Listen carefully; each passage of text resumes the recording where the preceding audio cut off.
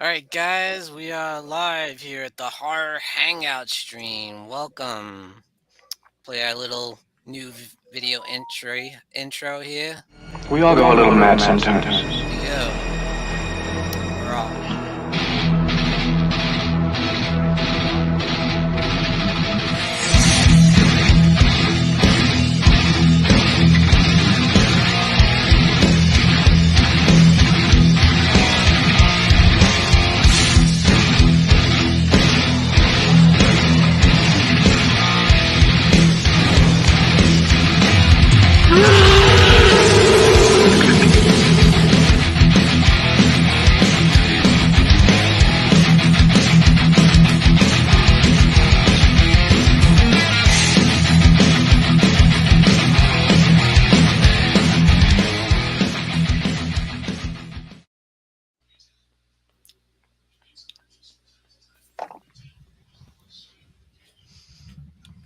All right, and welcome everybody to the Horror Hangout live stream. Welcome. I'm Sean Erschen from the Horror Corner. And as always, we have Jen and Christian from Jen's Reviews from the Grave. Pleasure, y'all. Howdy. And they're sporting beautiful Halloween gear. Love it. Of course, the Horror Miser Monty G. Yes. Welcome. No, Patrick's not a pro free screen. And this month we got a very special guest, BoogeyMan Ben, in the house today. Welcome. Thank you. Lovely Thank you to very have much. you. Thank you for having me. I really appreciate the invite. Thanks for coming. Oh, no, it's great. This is great. We have a lot of fun, and we're going to be talking about the films of George A. Romero, the late, the great, legendary director, horror master, if you will. Absolutely. Absolutely. And yeah, so we'll be going through his career, and we'll probably start off with the Dead series. We'll go through all those, Excellent. and then the Creep shows, of course, and then maybe some of his lesser known films. We'll talk a little bit about that, and then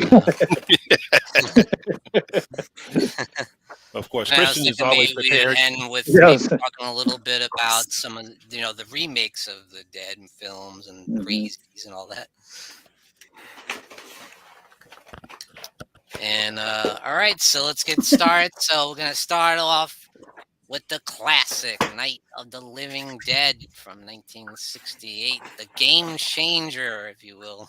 Mhm. At least that's A movie how- I own too many fucking copies of. All right, now do you have that crappy one? What was the 25th anniversary version where they added the new footage? And You're damn right I do. Yeah, I think I I actually have have the that one- as well. It's just somewhere over there. I have the one with Jeffrey Combs and Andrew Dorff added in. I have the one with Wow. Sid Haig added Reanimation, in. I have yes. I have the animated ones. I own this movie too goddamn many times. That's not even counting all the shitty public domain movie collections that I own it on. I own this movie a lot. We all have those I think I movies. think it's Yeah. on every. Yeah. I think it's on every 50 movie pack. Oh yes. Oh, yeah, like the 50 horror movies you can buy, and it's always thrown Yeah. in there. It's Yep, always yeah. on there, yeah. Yeah. All right, Jen's Reviews from the Grave. What are your thoughts on the classic Night of the Living Dead? This is One a that movie. started Now all. I'm gonna sound like a super basic bitch, but this, like, there are other movies that I love of Romero that we'll talk about later tonight. But of his dead movies, this is my favorite, and I have like are gonna get so tired Oh of my this. god damn it. But like I get so angry at people who get mad at Barbara and say she's just like a wet dish rag. I actually have a very different take on Barbara. I think she portrays the actress just emotes like what grief and shock and just completely, you know, she saw her fucking brother get killed in front of her. She's catatonic. She's in shock. And I don't think she's a limp dish rag or she's like a bad thing for feminism at all. I think she's just showing a woman, not even a woman, a person who has done a lot of trauma, and she projects it very well. And I also love her and Ben's dynamic. Yes. Like, you know, that's just a beautiful, he kind of is annoyed with her at first because it's such a stressful situation. But as the film goes on, you can see that he's very protective of her and cares for her. And I love all this, not to mention just all the other subtext of the movie. Yeah. This is a movie that's history. Yeah, it's absolutely a crucial piece of history. It's a movie that created an entire subgenre of horror, you know, an entirely new building upon an entirely new monster for the 20th century, you know. Exactly. And it's a movie that, like most of us, this is where we start pretty early on our horror journey. It might not be the first movie, but it's usually one of the first movies, and it's a classic for a reason. Absolutely. I absolutely adore this one. This one is, like, I don't say very many movies are classics, but this is a masterpiece. Yeah.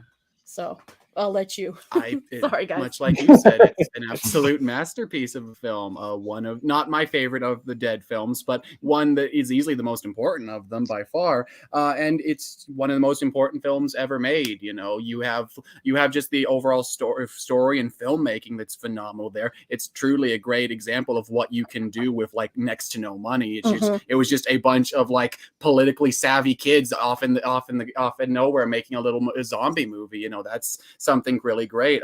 Plus the political elements of the film. It's a film that was originally designed to be like a damnation and critique of the Vietnam War that was starting up, but just due to one single casting choice, it had a whole other layer of subtext put onto it, and it was really great. It's very important for that, even if it wasn't, depending on what point of his life you asked him. Romero said he never intended it for a race allegory, but it was incredibly poignant regardless, and he made a very important and valuable statement. And people, you know, like it says in that documentary, the noir one, yeah, that, you know, that's I'm boss up here, you know, you can be boss down there. Yeah. That no matter however it was intentioned, that people took it in a certain way, and that was very powerful for that time and period. And you just want to stand up and go, yeah. And absolutely. the dude's just a bastard anyway. He gets what's coming to her, and that's very cathartic. Yeah. Oh my God.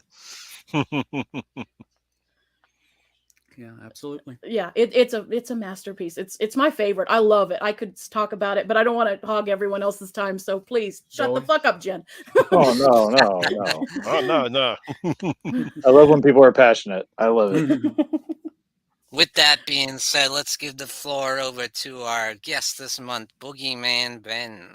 It's funny, just to get into just zombie movies in general. I mean, I grew up, you know, in the 80s and 90s, so my big thing into horror films, you know, it's like the first things that I remember watching, Salem's Lot was the first thing that, and Sean, you know this, I mean, just from watching my channel, that was the first film that really got me, really scared me. And then I sort of got into a lot of creature films like American Werewolf in London, The Funhouse. I mean, those were the films that I got into. Then I got into the Friday the 13th. I was very late to the zombie movies. It was not as you know, a subculture of the horror genre that I got into right away. And it's funny, what got me interested in zombie movies was very later in my life when the remake of Dawn of the Dead came out. So it was funny because I was a big fan of Ving Rhames and Mekhi Phifer, and I saw that they were in this film, and I saw, you know, I knew what Dawn of the Dead represented. I was a fan of Tom Savini's makeup, of course. But after watching that, and then The Walking Dead becoming what it was, because I used to work with this guy who was big into The Walking Dead, and he'd say, "Oh, it's a great comic book series. You need to read it." And I'm like, I don't really like zombie stuff. But then after it sort of took off and I started watching and getting wrapped up in the characters, I started visiting some of these older films. So I started checking out movies like Night of the Living Dead and Dawn of the Dead, and really got into them. And I think, you know, like it was being stated, you know, I got into it because there was, you know, it's a human story, even though there is this backdrop of what's going on around these people. And like, you know, was stated about Barbara and, you know, her seeing her brother killed and then the aftermath of that. And plus the film, the original Night of the Living Dead, also having an African-American lead, which was something that wasn't done back when this came out, and the political angle of it. And I think when I first saw Romero's, like, I don't want to jump too far ahead, but seeing his Dawn of the Dead, I didn't get it at first, and I think I've gotten it more as I've revisited it, because I expected it to be more like the remake, and it's very different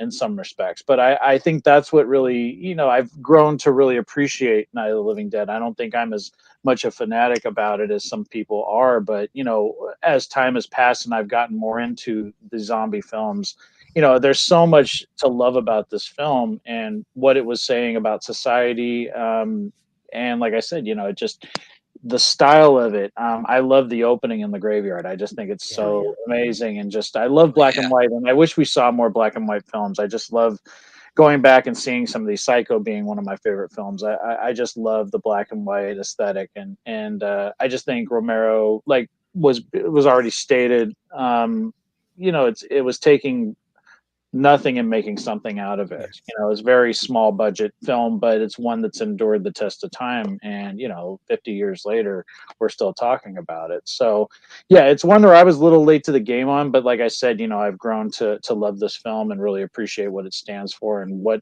the legacy that it helped create. Very well said. Very well said. Absolutely. I completely agree. Yeah, great points. Hey, Monkey. Hi, Monkey. Monkey. Barbara.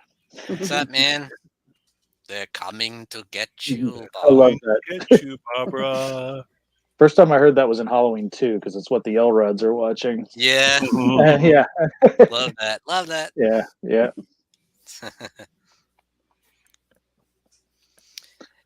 All right, Horror Miser Yeah. Monty G. Your thoughts on the original Night of the Living Dead?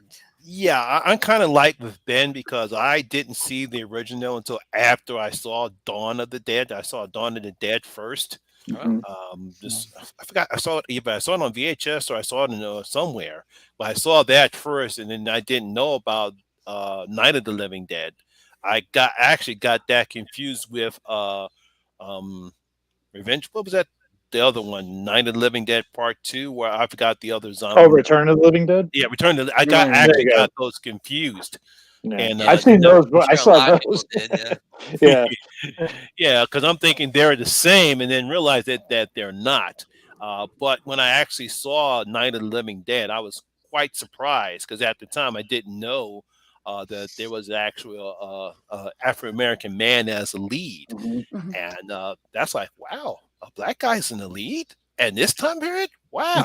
And of course, as I learned more about the film and how much I appreciate George Romero fighting to keep him in the film, because I actually talked about this with Night and Glory when we did a live stream about at blacks in horror films, and we talked about this film, and we really appreciate how the fact that George fought to keep him as a lead, and he did a pretty good job, and I was very impressed because he really does carry the film. Yes. The Yes. film. Yeah. I always interaction with the racist dude. Mhm. It's a shame. It's a shame what happens to his character at the end, but still, it was a nice film. Heartbreaking. Very political. Contrast in it. It's probably the first time that I actually seen zombies this way because most people probably don't know that how zombies were originally portrayed before this film came out. It's more about voodoos and not about them eating people or being cannibalism. It was just this film changed how we perceive zombies, and now we're zombied out everywhere. Yeah, I know. It's taken over.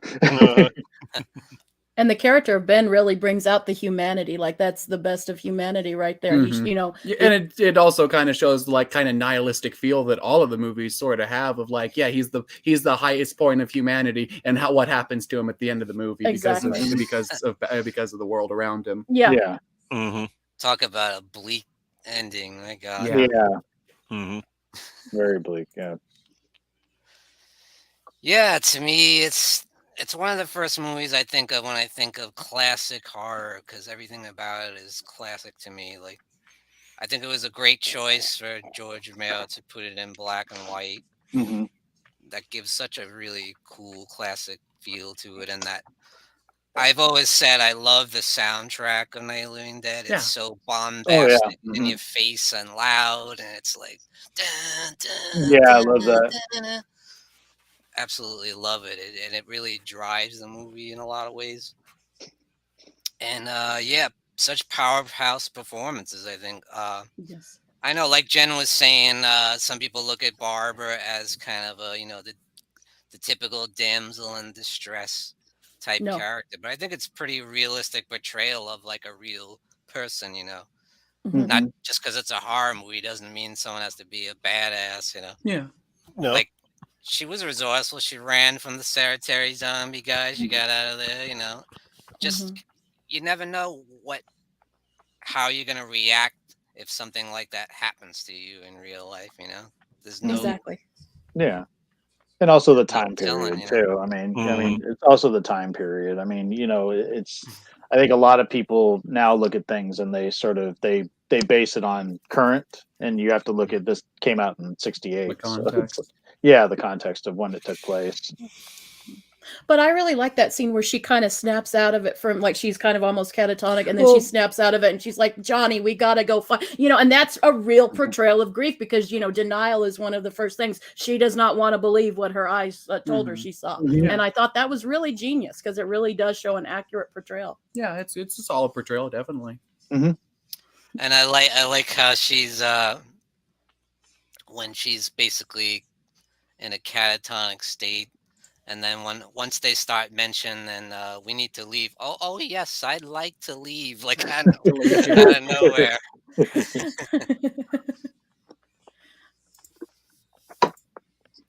But yeah, and you gotta talk about the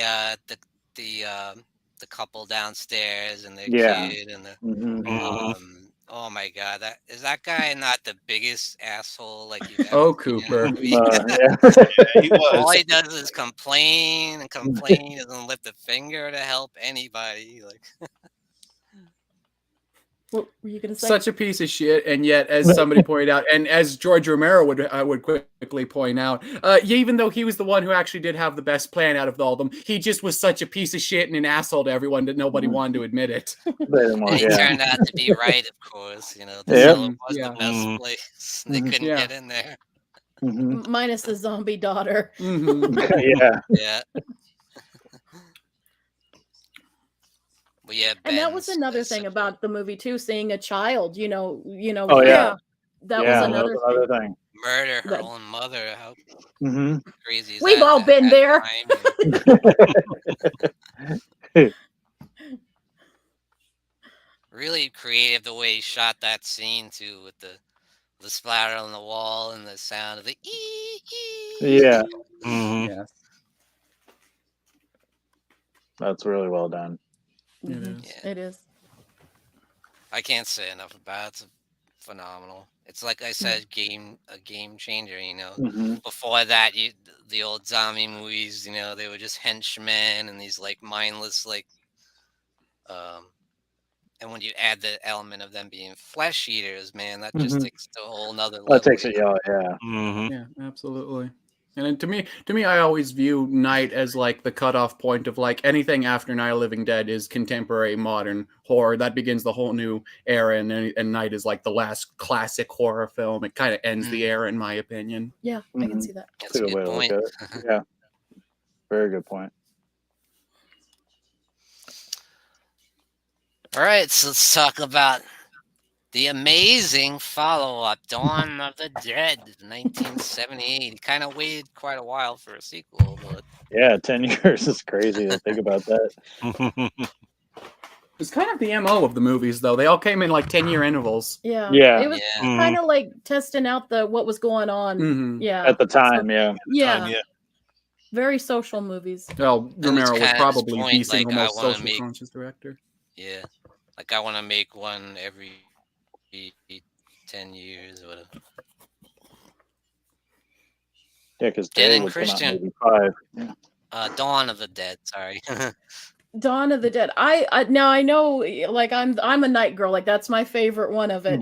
But I enjoy Dawn of the Dead. It is a lot of fun, and I think this is a movie that really shows, especially at the time, that you can there's some really gory, bloody, heavy scenes in this movie, but there's also some levity. Let's throw pies at the zombies. Exactly. And you know, when I was a kid, it was always like I always thought, okay, comedy's one thing, horror's another. And this was one of the movies that showed me, oh no. In the right hands, you can get such a good blend of the two, and that it can be a really happy marriage between comedy and horror. Mhm. And this was one of those movies that showed me. And also, again, the social aspect of it. You know, we're in a mall. In a mall, they're just a bunch of walking Commerce, corpses yeah. going to consume mindlessly. Mhm. Yeah, exactly. And it's so awesome. And then Ken Foyer. Oh, Ken Oh, Follett, yeah. phenomenally. I love the phenomenal. man. good. Like, What a great yeah, lead. he's so good. Yeah. And Tom Savini. Getting to see Tom Savini, great. I love to see him. Absolutely, it's a great film. And one thing I love about it is, like you were saying, with the comedy aspect, but it's never a full on horror comedy. It No. kind of uses like these lighthearted, weirdly toned moments to kind of offset how bleak and dark things really can get, and really put you in the characters' minds of like they've been stuck and living in this world for such a long period of time that the chance to just have a little bit of lighthearted fun really means a lot to them, and that they're just like, fuck it, we're probably gonna die after this, but let's just throw pies at zombies and have a good time as the world turns. Just enjoy the time we got. Yeah. Yeah. Yep. Exactly. Yeah. It's a good lesson. For sure. Ben, what are your thoughts on the original Dawn of the Dead from 1978? I am number one for me is just being a Savini fan. Yeah. Just the makeup effects. I think that's what originally got me interested in just, you know, seeing these films again. You know, like I said, I was late to the party on these, and I got interested in this film. Again, I didn't see this film until probably, I think it was it was after the remake had come out. So I had seen the remake first, and then I saw this one. So I remember a friend of mine, my friend Eric, he lent me his copy of it and was shocked at first, because at first I was like, well, you know, the remake is so fast paced, and this one is much more, you know, it's a slow burn, and you know, but you know, you grow to appreciate it over time. And he was very angry with me when I said I preferred the remake at the time, and I still love the remake. And again, I don't want to get into that right now because we're talking about the original. But again, Ken Faree, you know, I love him, and I'm just a fan of anything I've seen him in, from, you know, Leatherface and Texas Chainsaw Massacre Part 3, to recently, you know, like he was in Rob Zombie's Halloween. I love Joe Grizzly. I mean, it's like, you know, I just love that whole scene is just like, he just such a presence in him. Yes. And but yeah, I think what drew me to the original Dawn of the Dead was the makeup effects. Also, I think as you get older and just your tastes change for certain films.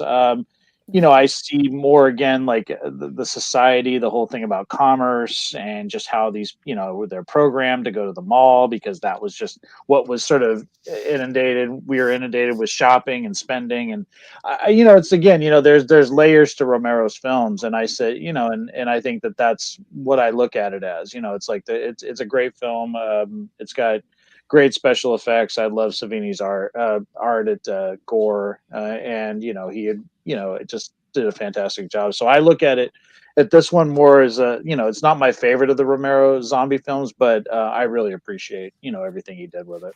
Yeah. Very good point. Absolutely.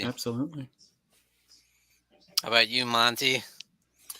Yeah, it just kind of came in at the same time with the Italian zombie film.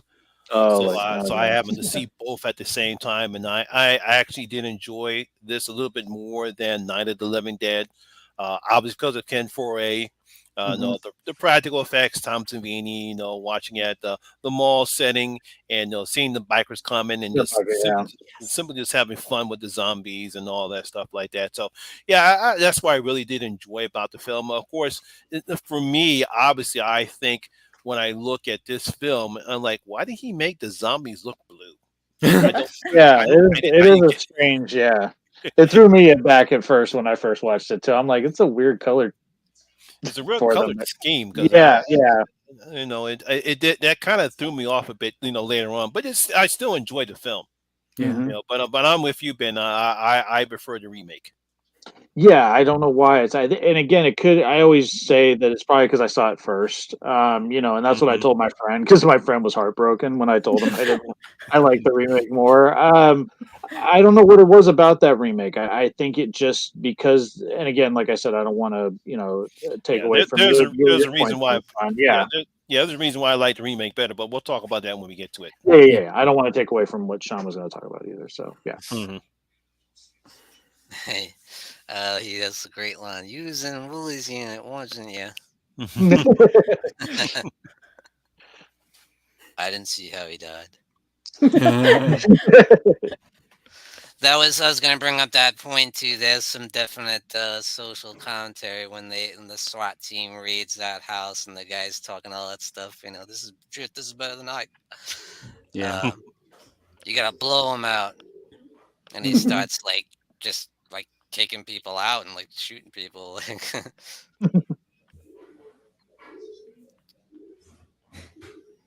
But yeah, I love Dawn of the Dead. It's my favorite of the series actually. And I just think it's the most epic, and it has a good balance of, like Jen was saying, some humor thrown in with the with the bleakness of the original. I think of the original as the scariest zombie movie of all time. Because the idea of that claustrophobic feeling when they're trapped in a house surrounded by zombies. This it's kind of more of a bigger scale. They're inside a whole shopping mall, and there's a lot of stuff that goes on with the biker gang coming Yeah. in, and there's so much stuff going on in this movie. And I love the element how they introduced the idea of a young couple having a baby during this crisis that's going Yeah. on. How would that? Of course, they went a whole nother level of that in the remake, but Oh yeah. Mhm. That was a shock. yeah. But I love the character. These are my favorite characters, I think, out of the franchise. I love Yeah, every same. character. You got the Mhm. Flyboy guy. You got the Mhm. Ken Foree's character. You got Scott there, the SWAT team guy. Yeah. So many great classic moments, when they're trying to save that guy and eventually you see him slowly coming out of the bed. Yeah, that scene is awesome. Yeah. That's Yeah. iconic. It is very iconic. So many moments, like when the Flyboy guy turns into a zombie and he's flicking the gun around Mhm. in the elevator. Mhm. I just love it. And yeah, like Tom Savini's effects are kind of. I hadn't personally seen that level of gore at that time, Mhm. Yeah, neither I did was I. kind of Yeah. up in the ante, gore and Yeah, blood and violence. yeah, because that's the first. I think that was the first film other than The Exorcist that I seen that had that much gore in Mm. it. I mean, Yeah. I saw Jaws and I saw some other films. I think it was probably right before I saw Bloodsucking Freaks when I saw Zombie. And but that's about the much as gore as I've seen at that time. Probably other than The Exorcist. Mm-hmm. Yeah, Yeah, that's true. disturbing. Still. Hmm.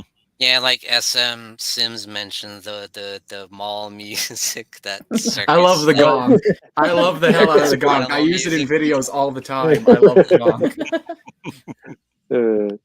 But then you did have some nice score from Goblin. Yeah. Yep. Yes. Mhm. That frequent collaborators of Dario Argento, and Dario Argento helped produce this movie too, and he had his own cut of it, And you can see his fingerprints on You it. can kind of feel it, yeah. yeah, for sure. I didn't realize that he had his own cut of it. Mm-hmm. Yeah, I don't know if it's ever he been publicly released his own released. cut in Italy and stuff. I never knew that. That's interesting. If you get that super duper edition of Dawn of the Dead Oh, that came God. out like Oh 15 god. years ago, that it has it in there. Doesn't it have like a bunch of versions of it? Yeah. Yeah. Yeah. I'm fine with that. Are you fine with spending the price for it, though? No, but Yeah. if not that. It's probably That's up probably there. out of Yeah. print, like long out of print. Oh, I imagine. imagine. Oh, So. Oh, yeah. there's certain things go out of print quick. Yeah. It's surprising. Probably $200 to get. Oh, at god. least. Like the survival kit of Sleepaway Camp. Oh. Oh yeah, and I remember seeing that so Oh, many yeah. times. Yeah. I never bought it, and I remember seeing it so many times at Tower Records. I'm like, oh, what's that? Oh, it was like a Sleepaway Camp, and it's like all through. But now it's like it goes for like a crazy amount of money. Yeah. Mm.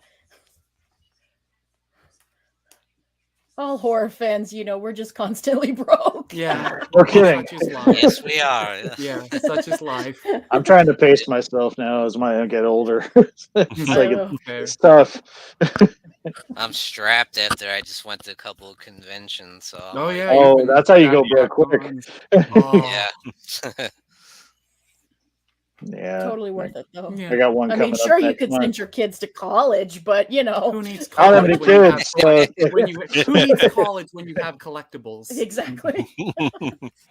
Yeah, hopefully next year I finally get to go to my first horror conference. Ooh. Oh, really nice. Good, I good. mean, convention. Yeah, no, Where I you go. going? I know. I have to find something that's here near the city, near Philly. Oh, okay. Hmm We want to I try got- to get to Friday sometime. Yeah, we need to do Texas Frightener at some point. Yeah, I hear Nice. that That's one's a pretty lot big of one, fun. isn't it? Mm-hmm. Yeah, I got one It's the next near- month. Which one are you going to, Ben? Sinister Creature Con is one I go to. It's it's an annual one. They're finally, for the first time in 4 years, going to have two. They had one in June, and they're going to have a Halloween one next month on the 22nd. You got some pretty good people. I mean, Corey Feldman's going to be there. I've never met Oh, him, so that's kind of cool. And they Oh, have- That's cool. That's my Steven- birthday, Sparky. Oh, that's literally my birthday. You gotta take me. Fly down. We'll all meet up. It'll be fun. That would No, be. it's not. They're only doing one day. Usually they do two. This last June they did two, but that's where I met like William Ragsdale from Fright Night and Amanda Burse and Bill Moseley was there, and it was fun. It was a lot of fun. Nice. Damn. Yeah, I met Bill Moseley on the last one I went to. Nice guy. He handles everything himself. It's so funny. Like he didn't have. Usually they have somebody working with him at a table, but he was doing everything himself, making change and stuff like that. I was like, oh, he doesn't have somebody from the con. The person from the con was just saying, oh, you can. Here's the pictures here, and here's the prices here. But she didn't deal with any of the transactional portion of it. He did, which I thought was funny. That sounds like him. Yeah. Yeah, he's a nice guy. Awesome. I've heard that. He did a little chop top for me. He did his voice. I was like, Dog yeah. Will Hunt. Is that Dog Will Hunt? That's such a good movie. That's a movie that grew on me. It's Yeah. like after the first time I saw it, I said, this is really weird, but then over time I'm like, that movie's fun. One day I will get a Absolutely. Sonny Bono wig signed by him. My Sonny Bono Oh wig. no wig! Don't tell Now I'm Brad. curious, Don't tell Brad that. I was just Oh, thinking God. that. Oh yeah. Oh yeah. Another guy hates it is full moon. He can't stand that. Yep. Oh Really? yeah, Oh. Moon hates it too. Yeah, he can't stand it neither. What the hell Yeah, are I you got- doing? Getting Bob. Oh, Next we got Day of the Dead from 1985. My favorite. Highly underrated in my opinion. Very underappreciated. it is. Got mine right there. Oh, there we go. You got the Scream Factory one. Yeah, I don't have the Blu-ray. I got the DVD, but it's all I could find at the time. But yeah, I love this film. Oh, yeah. Great That's my film. favorite of his Dead films. Jen and Christian, speak on it. Yeah. Oh, okay. So, like, even though Knight is my favorite, probably my favorite character in any of the films is Bub because Bub. I think he really represents, like Ben does too, but I think Bub also shows an extra layer of humanity because, like, there's He's a zombie. yeah, And yet he's probably, besides like our three main characters, he's probably the single most moral character in the movie. yes, exactly. Like I because know, right? I like this one's really dark if you think about it. Oh This movie God, is yes. super No, dark. This movie is probably the single bleakest out of all of them. And Men in Humanity to Man, and also Zombie. I mean, it's hard. Like you guys are probably gonna laugh, but this movie kind of breaks my heart and makes me sad just because of what we do to each other. But Bub is like, I just fucking love with his headphones. He's just amazing. I love Bub. And this is one, I don't know why this one doesn't get talked about as much when we're talking Romero films, and this one doesn't get talked about as much, and I don't know why. Well, it was used surprises very me. much. Yeah, it was very much like the Black Sheep. I don't think it performed well critically or commercially when it came out, if I recall. I could be wrong about that, but I don't think it performed that well. And I think it's definitely one that's just kind of, as time goes on, more people appreciate it and kind of can realize what it was doing and how ahead of its time it was, and the massive bump in like production value as well as like makeup effects and stuff. Oh, yeah. The movie. God, It's probably the best looking out of all of them, even better than Land. It looks gorgeous. It's a great movie. Where does it fall for you? It's in my top three. The top three for the first three Dead movies always kind of just are interchangeable as my favorite. Like usually I'll watch Night and I'll like, this is my favorite, then I'll watch Dawn and then this is my favorite, and then Day. They're all interchangeably my favorite. So there's stuff about each of them that I really love. Day, I think, is very, very underappreciated, though. I'm glad to see it's finally starting to get its due, but I'm glad. But it definitely took way too long for that to finally happen for it. And I always get a parallel with the Nazis. Well, yeah, you can see that with Frankenstein, as well as like ongoing thing with the entire original trilogy of like Romero being very like anti-military state with stuff like Hicks and stuff. So yeah, no, absolutely. Like it's a movie where I just love the fact that everyone sounds like four characters are just complete and utter bastards. There's no one to root for in this movie, really. Bob, I root for Bob. You root for, like, that's the thing about it. It's like, it's a movie where like everyone's so terrible for the most part, where like it genuinely puts you to the point where, maybe the zombie, we should just die off and let the zombies take over now and see what they do. They seem like genuinely better people than most of the race left. All the ones like Ben and the others have died off. But it's also like it is that black and white, but it also isn't, because it's very human. Even the baddies, like you might not like, your humanity side doesn't agree with I've heard many people come up with like defenses or kind of explanations like Hicks and Frankenstein. I don't agree with them necessarily, but I've heard many people come up with and explain and kind of condone their reasoning behind those characters. Yeah, exactly. It's a classic. It's a classic. I love it. Like I said, probably the most humane character in the movie, and probably in the franchise. Also, one of the best scenes of Romero's career, where fucking Hicks is just torn apart alive. Like, that's such a great bit. Cathartic. So cathartic after how much of a bastard he was. Yeah, and great gore. Yes, just great gore. Yeah, you can't go wrong with it. You really can't. Yeah, the film only made $34 million. Yeah, it didn't do that well commercially, I thought. That's so strange. Just because he had such a following, even at that point. I mean, and you got to think, this is after Creepshow, this is after Dawn, this is after some of those other films. You think it would have been, as revered as those earlier films, Dawn and Night. It's strange to me. Yeah, but it's cool, like you said, it's getting a following. Yeah, I'm glad to see it's finally getting its due.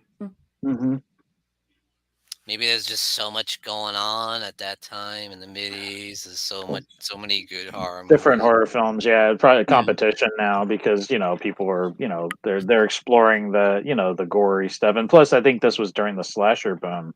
So you got to also take that into consideration. That in 1985 you had Friday the 13th Part 5 coming out. You had Nightmare on Elm Street 2 coming out. You had a lot. Return of the Living Dead is Fright Night came out that year. Zombies were kind of cliche and cute, more quaint. Yeah, and it had direct competition with Return of the Living Dead too. So it came out a little bit earlier. So, and that was such a comic kind of. That was more of a goofy. Silly. He was very serious, Yeah. How about you, Ben? What are your thoughts on the Day of the Dead? I think I remember seeing a clip of the end of the Joseph Pilato character, just him being torn apart at the end, choke on him, that whole thing. I just remember that, seeing that, just that ending, and I just was blown away by that effect. That just, again, it's like, always gore for me was always like, to a point. I mean, there's some films that I think take it too far, but back in the 80s, it was always like it was a magic show for me. I'm like, how did they do that? Oh And so yeah. I was so fascinated by that ending effect that's what made me want to watch the film.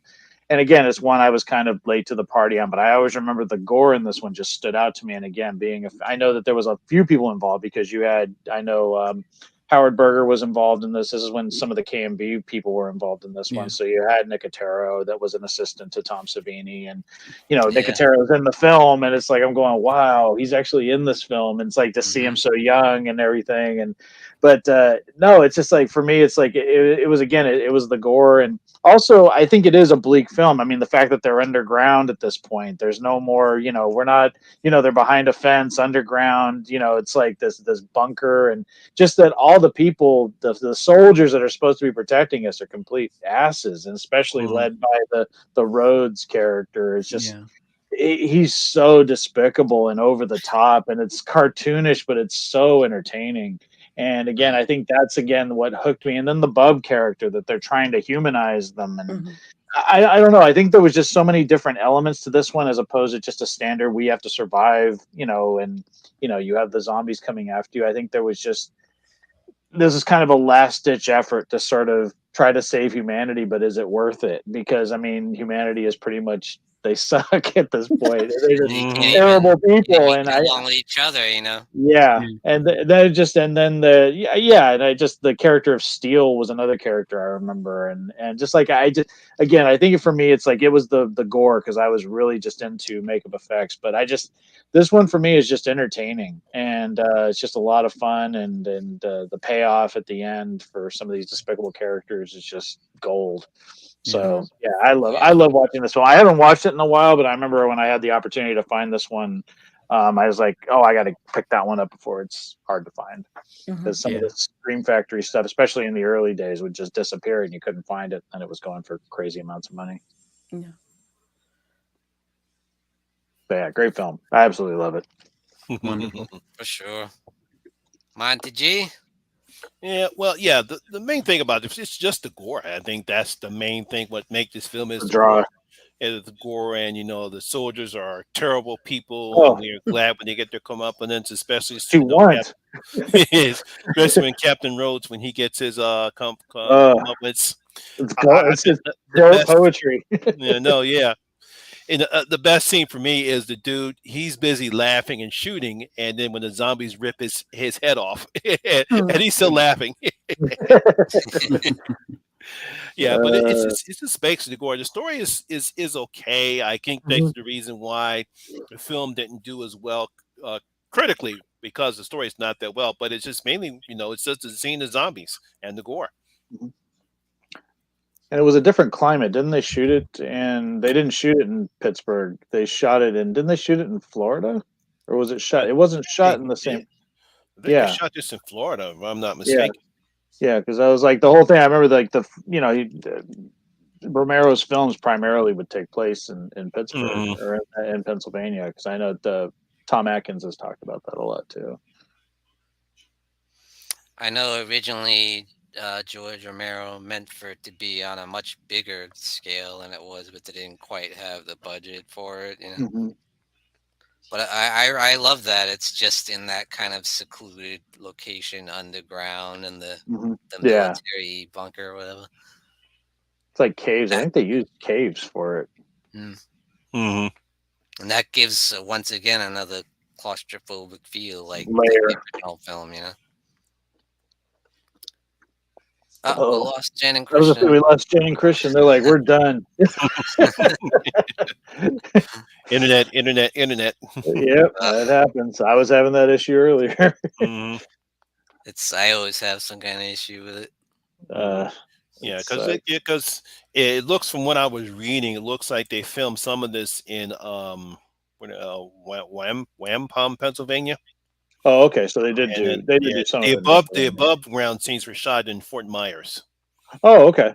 Yeah, Because I sure. remember Fright Rags one time, because a lot of times when Fright Rags was doing a lot of their promotional stuff, like one time they did like a Texas Chainsaw Massacre shirt release, and they actually had this little container that was supposedly dirt from the real site. And I remember when they were doing one for Dawn of the Dead, they actually went to the locations and got stuff from the caves where they shot it. So I said that's why I was like, I said I knew it was like someplace close to where they were. So yeah, that was kind of cool. You back? Welcome back. Sorry about that. Internet died. And it always see has to their happen at least names, but once. don't see them. Yeah, of course. Uh-oh. Uh-oh. Uh-oh. No Jen, no crap. Christian. Well, What? that might be okay. There you They're go. probably doing what I did because that's what happened to me earlier. I had to jump off and jump back in. They'll be back. But yeah, the thing for me on this one is I love it so much and it's so great, but it's still like the third one for me. To me, So it's it's the lesser. yeah. Even though it's a masterpiece, I consider the Mhm. first three masterpieces. Mhm. But yeah, what I love about this one is it brings back that claustrophobic feeling of the original, and obviously they up the gore, Savini, and then you bringing in Greg Nicotero and everything. Mhm. Man, they really brought their A game. And what a big improvement on the zombies themselves too. Yeah. Like they don't have the Yeah, yeah. blue to look anymore. They're more It like just Yeah, look that's weird one thing. done. Yeah. That's the real thing. One thing I'm glad they did change was not to have that blue stuff on them anymore. They actually look Yeah. creepy and disgusting, and it looked like they were actually dying, like sort of like how the zombies on The Walking Dead look. Oh yeah. Yeah. yeah, And Hmm. no, I agree, and I think that's what drew it to me. They looked odd in Dawn of the Dead. Just again, you evolve with your effects, and I think just when they got here, Savini had already done like because he did The Burning, he did was it the Maniac. Prowler, Maniac, and then you had Mhm. Friday the 13th Final Chapter. So he had the gore he had up to even from if you watch the first Friday the 13th and Final Chapter. I mean, even if you look at those two, his game had Yeah, improved in terms of what he was able to do with Mhm. makeup effects. probably at his peak. Yeah. No, it's he's amazing in terms of what he was able to accomplish. I remember my mom got me this book called Bizarro, and it was all of the movies that he had worked on. So it's like showed how they created Fluffy for Creepshow and like all these other things that he had done in the makeup effect. And that's again why when I saw some of this footage from Dawn of the Dead and Day of the Dead, and I was like, oh, how did they do that? That's just what always like how did they make these effects and make it look so realistic? I know. As a 10-year-old kid, 11-year-old kid watching this stuff. I like some of the stuff they do too with the emotional elements, like the trauma that guy Miguel goes through too. Like Mhm. he just can't hack it, and he doesn't make it. Yeah, Mhm. yeah. I think that's one thing that was good about the way that you know, just the storytelling. Again, the way Romero told stories. That he always brought this. I mean, and I think you could probably say that that's where a lot of the Yep, there human you go. qualities in Walking Dead come from. Is like that these are very human characters. Yeah, absolutely. And yeah, I kind of and Dr. Frankenstein's a very interesting Yeah, character I love it. because Very yeah, he eccentric. may be a butcher, but at least he is trying to find out a way Mhm. to deal with these, the Mhm. situation. Can we, connect with them, help them remember the past, or Mhm. and Bub's a great example of that. It People are works saying for him. Dr. Tongue. He Yeah. seems to have some real remembrance of his past life. He was Mhm. in the military and knows how to use a gun, and then Yeah, there's the whole- yeah. I love that. that's one of my favorite scenes in the history of horror when Bub is chasing Rhodes down the Oh yeah. hallway Mhm. and he's shooting at him, and then Mhm. gets to the elevator, Yeah, boom. yeah, yep, And he's just like, yep. Just the whole. Yeah, I love that. So good. Somebody brought up Dr. Tongue. Yeah, Dr. Tongue. That effect is Mm. incredible. Talk about the most satisfying death. Like, Oh God, yes, he's but he's so good at being despicable, and I think that's why it's like I just love that character because when you have a character that's so evil that they just almost become cartoonish, and that's just what it was like to me. He just didn't seem real, but it was just so fun to watch him, even though your guy like all he does is swear and yell and just a horrible person. I just told you I'm gonna shoot you if you don't sit down.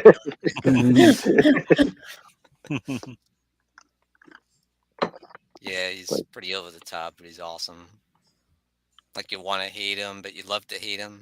Yeah, and it takes the skill to do that. I mean, it's like to just not make them just so evil that there's a balance that some people can really do with some horror characters. I always think of a character from Graveyard Shift, the Warwick character, and he's so cartoonishly evil, but it's entertaining. It's like he's entertaining to watch. Mm-hmm.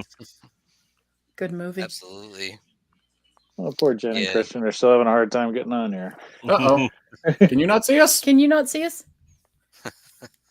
I see you. Oh, okay. Oh, okay. Shit. Can you see him? I can't see him. Oh shit! You can't see him? I see just like this circle. Should I get naked now? See this Should thing I like get it's naked? thinking. No. Wait. We see you. We see. Now I see a jack-o'-lantern. Okay, I guess that works. Okay, cool. No. That's only for Marty, Jen. That's true. There we go. Now I can hear him. How about now, Ben? Can you see? I still can't see them. It's like that's they weird. They could be giving me the finger or something like that. Can you at least hear us? It's weird. It keeps cutting in and cutting out. I don't know if it's on my weird. end or No, it must be on your end because I can see them fine. That's weird. Should I jump out or should I? I can hear you well, Ben. I can see you. I can hear. I can hear you guys just fine. We can hear him fine as Yeah, well. we can see and hear you guys all. Huh. Let's ask the chat. Do you hear and see everybody okay? Yeah, any I'm naked. Any issues? No. She is not naked. You're gonna have an irate Irishman coming on in a minute. Yeah. Man, Jen, what the hell are you doing? Don't do that. We'll get banned. Poor Sean, he'll finally get a strike. Yeah, it's on Sean's channel. So it sounds like people can see and hear. Yeah, T-Bob says you can see you guys. You can see and hear everyone. Is Jen talking, Will? Jen or Christian talking right now? Because I can't hear Yes, them we are talking saying at all. words. If they are. Words are coming out of their mouth. Uh-oh. I'm not hearing anything from that side. Oh That's dear. weird. What is it? I don't know. I don't know what's going on. Maybe I need to I don't jump know if it's out on and jump Ben's back side in. or not. It might be coming on yours. Might be coming on Ben.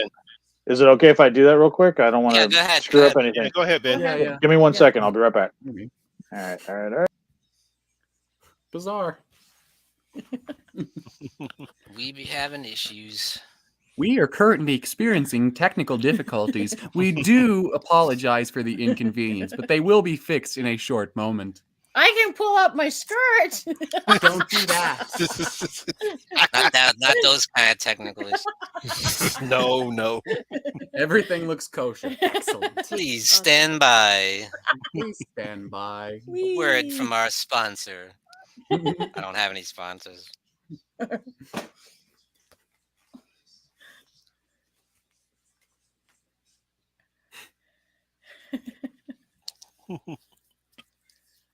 Oh dear. Uh-oh. Ben, you there? Uh-oh. Nope. Ben just went off again. No. No. No.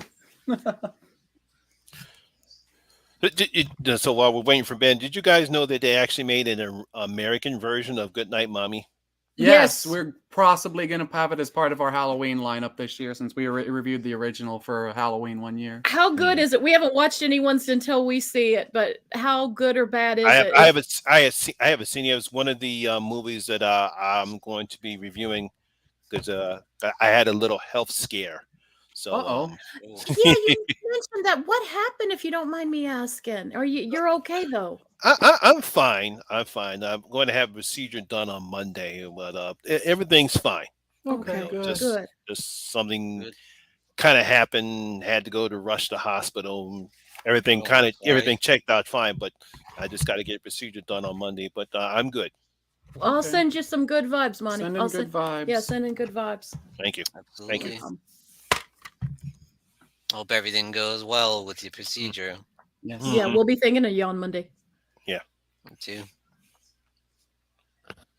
I don't think we haven't gotten Ben back yet. It kind of popped on and it popped off. Yeah, he popped up Yeah. and then popped off. I could say something, but I Shush. won't. Hush your mouth. Say that for Monty, please. Well, that's okay. I mean, we can skip the part about Land of the Dead. Them's fighting words. I have strong feelings about Land of the Dead. Them's fighting words, Erschen. He's been waiting for this all night, I think. I can't wait. God. I'll let you take the We can skip Diary of the Dead. There. Oh, God. We could probably skip that. Nobody cares about this one. Yeah, Drunk Smash says he saw George Romero at a Monster Mania and the line was long. I Yeah. believe Wow. it. Yeah, I bet. I believe it. I believe it. I do too. Mhm. They said Wish he was I a would have super got to nice meet guy. him. Damn it. There's Ben. That would have been lovely. Can you hear me? Okay. We can hear you. Yes. Okay, Can you perfect. see Cool. us? I just said because I just kept having issues with my computer, so I said I'll just do the phone. So I should have Oh, just done you're this on in the Okay. phone now. Huh? Yeah, I Yeah. can tell. Yeah. Okay, Yeah, just the excellent. angles. Is that okay? I mean, it's Yeah, it's Yeah, good. yeah, Yeah, yeah. Sorry, the Fine. angles You're are good. different. That You works. sound All good. right, there we go. Okay, thank God. I was like, oh, what's wrong with it? The I have life of a conference calls where YouTuber. it does that. Oh yeah, it's so Oh much fun. dear. I don't do a lot of live stuff, so it flips. Like I get that. This like I've only done a handful of live streams, so it's like it's. I'm I still thought I saw relatively you new. on one before. Yeah, I did one for Fright Time.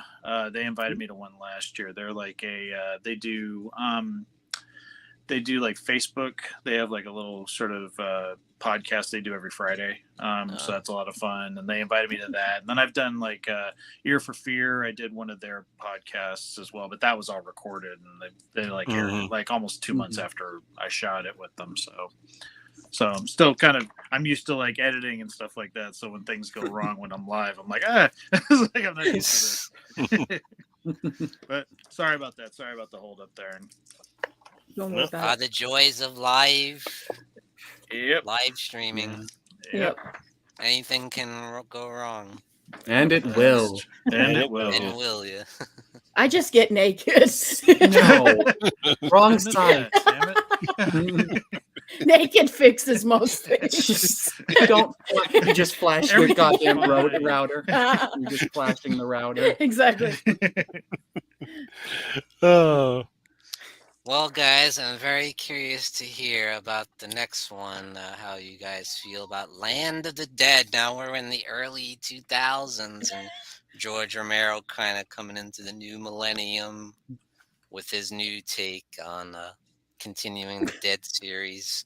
Jen and Christian. You go. I'm gonna let you take the helm. I feel bad because I'm a Romero fan, but I don't particularly like the movie. If I'm gonna be real honest, take away my horror cards. I'm a fake Romero fan, but I don't particularly like this movie very much. I'm with that's you. fair. What about you, Sparky? Okay. Is it on par with the original Dead trilogy? No. No. Is it kind of cool and kind of a fun little movie all of its own and kind of a cool little companion piece to that original trilogy? In my opinion, yeah. I like Land of the Dead. It's not a masterpiece by far, but I have an appreciation for this movie. I think it's solid. Cast, I actually really like. I like some of the ideas, like the zombies actually like kind of evolving and becoming a lot smarter and regaining some of their intelligence. Yeah. I actually really like that idea. I like that it's basically one, if you break it down, it's kind of one giant siege movie. We kind of have an Assault on Precinct 13 element of just this one single secured location getting raided by hordes of zombies. I like that idea.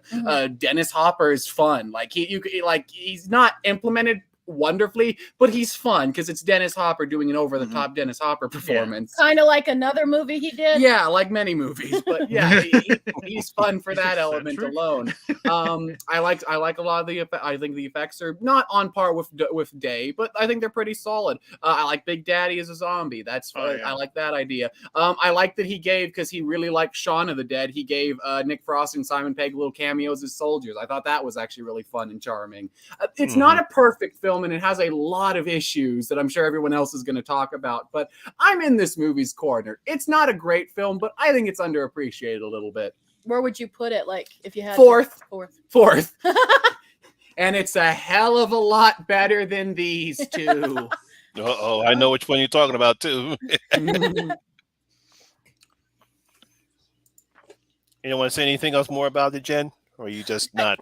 I'm a fake Romero fan. I'm just going to say it. I'm a fake Romero fan. You're a fake Romero fan because you don't like one movie. Yeah, I'm a fake Romero. Clearly. Like, I will give you, it is cool that they make the zombies more intelligent. I do like that aspect. Kind of expanding on Bob's idea from the first, from Die. But there's just something about this movie that every time I start watching it, I always end up turning it. I don't know why. That's fair. Really? I hear a lot of people say that, honestly. I have heard many people say that. Yeah, I'm not trying to shit on. If anyone else really likes this movie, that's awesome. But for me, I can't sit here and go, oh yeah, it's my favorite, when I'm like going, no, it's not. I gotta be honest. So, but it's totally cool if other people do. Like, I can understand why some people would. And they're, like I said, probably the one good thing I can say is I do like the fact that we get intelligent zombies and stuff, and that's cool. And that's a fun way to play on it, especially with how we started with the zombies. Yeah. But it's just not enough for me. It's not enough. Fair enough. I will be right back. Okay. Well, I know Ben has some different thoughts on that, don't you, Ben? I actually like Land of the Dead. I actually have the Scream Factory release of it too. I actually enjoy this film. It's the one Living Dead film that Romero did that I saw in the movie theater. I saw it when it came out, summer of 2005, and I remember my wife absolutely hated it, and I actually really liked it, and she thought it was boring and slow. And it was on the heels of the Dawn of the Dead remake, which we will talk about a different time. But I'm saying it was kind of like I was on this like, oh, I kind of like these zombie movies, and to go from that film and then this film, which is much slower paced, and again, it is talking about class, and I think that had a lot to do with it. And I like that the zombies were evolving. You know, you had the Big Daddy character. I like how they kind of outsmart everybody and figure out how to get into this city. The scene where they're coming up out of the water, I still think is like such an iconic scene. And when they break into the building, there's some moments in this film that just really grabbed me. I like John Leguizamo. I thought he was pretty good in it. Dennis Hopper, you know, you can't say anything bad about him. He always plays these kind of over-the-top eccentric. Of course, I'm the way that I remember the reviews for it and just his persona, I think he was impersonating Donald Trump. So I think that was the whole thing, just with his attire and just the way he was, and he's in his big building and manipulating everybody. Also, I had a crush on Asia Argento at the time because she was in Triple X a few years earlier, so I had seen her for the first time in that. But yeah, like I said, I have fun with this film. It's not a film I revisit again, and I don't think I'm as attached to some of these. You know, again, I was the Romero films that we haven't discussed yet. I probably have maybe different viewpoints than some of you will have, but with the zombie ones, you know, they were sort of ones that I was late to the game on. So again, I didn't have the attachment to Night of the Living Dead and Dawn of the Dead that some of you did. So I think that's why for me, it was fun seeing it in the movie theater, and I just loved a lot of the visuals in this. I thought the effects were great. I had fun with it. It's not like my favorite film, but I really enjoy it, and I enjoy revisiting it. And that's what's really cool is like everyone can Different like we're all horror people, but we all can find really, and sometimes hearing like what you're saying, like maybe I'm thinking, okay, maybe I need revisit. and like give this another shot because it has been a few years since I've seen this movie. So that's kind of cool. I always love hearing other people talk, even if they have a different perspective than my own. It's always cool as long as you're not a dick about it. I'm always I don't like that, and I don't operate that way. I really I know. Like, you know, we can all have different opinions and just agree to disagree on something, and I think that's what I like healthy dialogue like that, and I just sort of and I think it's interesting because, like you said, you can get a different perspective on something if you haven't seen it in a while, and you go, maybe I watched this at a bad time, or I was just not in the mood for it. Sometimes that happens too.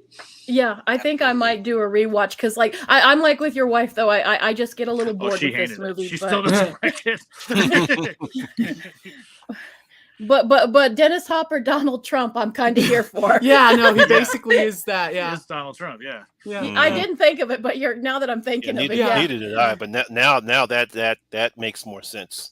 I never thought about that. And I think that's why I think it deals with, for me, it was really relevant to the time I was living through. I was in business, I was getting, my career going, and you just see how people at the top treat people at the bottom. And I think that's why I was able to relate to this one more than the other ones. Because the other one, like I said, Day of the Dead is still my favorite, but I really liked Land. And again, maybe seeing it on the big screen had a lot to do with it too. It was the only one I got to see that he did the zombie films on the big screen. So yeah, that could have had a lot to do with it too. It was just a fun movie. Yeah, exactly.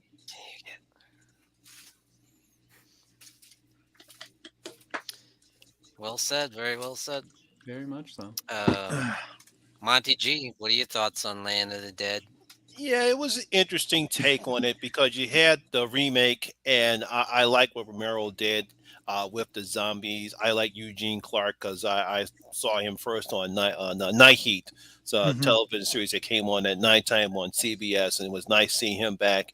And I like that he tried to do something a little bit different with the zombies because of what we saw in the remake of Dawn of the Dead, he had some, and of course with 28 Days Later. Oh yeah, he had true. to come up with something Danny a little Boyle. bit different, and I like what he did. Even though he kept it as what we saw from his zombies in his films, but he also evolved them. So I like that aspect of it. I like John's character, John Leguizamo's character. Yeah.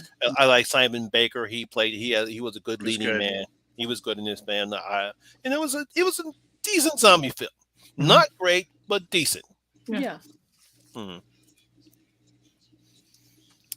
I guess that's why I always get disappointed because I was expecting something on the level of like the original trilogy. I was like, oh, this is George Romero's big return to the big screen. He's got a bigger budget. This is on a much bigger scale. I'm like, what can he do with the big budget? Because all his movies up until then are low budget. Now he had a real budget. What could he do? And it's on a much bigger scale, but. Like Jen said, so slow paced. Every time I watch it, very I fall slow. asleep. I cannot get through it. Yeah, And, I have difficulty too. Yeah, I was actually, he had like a $20 million budget on this film. Yeah. See, some directors work better with a. I think Romero definitely was a director that worked better on smaller scale budgets. Yeah. Just to be more creative. More creative. Took the words get around it, and and that's where his passion comes in. But yes, like I was also disappointed in Dennis Hopper's character. I was expecting somebody like Lieutenant Lefty Enright or Blue Velvet, something like way over the. But I thought he was pretty restrained, compared to that anyway, or the guy in Speed or whatever, Oh God. It's almost like he tried. Fuck to, you all. More I love Speed. Yeah. Yeah. Like he was more like instead of being boisterous, it was like manipulation, and just when things started to fall apart, his first reaction, it was like, oh, I got to get away from it because he tries to get out of it. At that point, he's like, but yeah, it was a more subdued Hopper role compared to the ones you mentioned. But I did like some of I like John Leguizamo's character, like the Dead Reckoning machine there. And oh yeah. And that was a cool scene when you see him come out of the water. That was pretty bad. Oh, I love that scene. I think that was like, and that was on all the posters and stuff like that. But I just that scene I thought was so cool. And then when they come up to the building and they're breaking through, I just thought I remember just seeing them come up to the glass doors. I just love that shot. Yeah, That's just definitely. there's some shots in it that just really stand out to me. Like whereas the gore in Day is what kind of drew me to that film. It was just seeing some of those iconic images of them rising out of the water that sort of got me to this one. Definitely. For sure. I think this one did suffer too from some of that early '80s CGI with the gore. Yeah. That kind of hurt too. I wanted to see practical effects. George Romero. Oh, they're doing CGI. Hmm. The Not a CGI fan. part just doesn't look good. No, No. I that is the one thing in any movie can do that'll instantly put me in a bad mood and just like, nope, I'm completely against this. If I see CG blood, I'm out. I'm done. You have to do a Yeah. lot to win me back over. Exactly. But yeah, it has its moments, but it was ultimately disappointing for me. I did see it in theater too.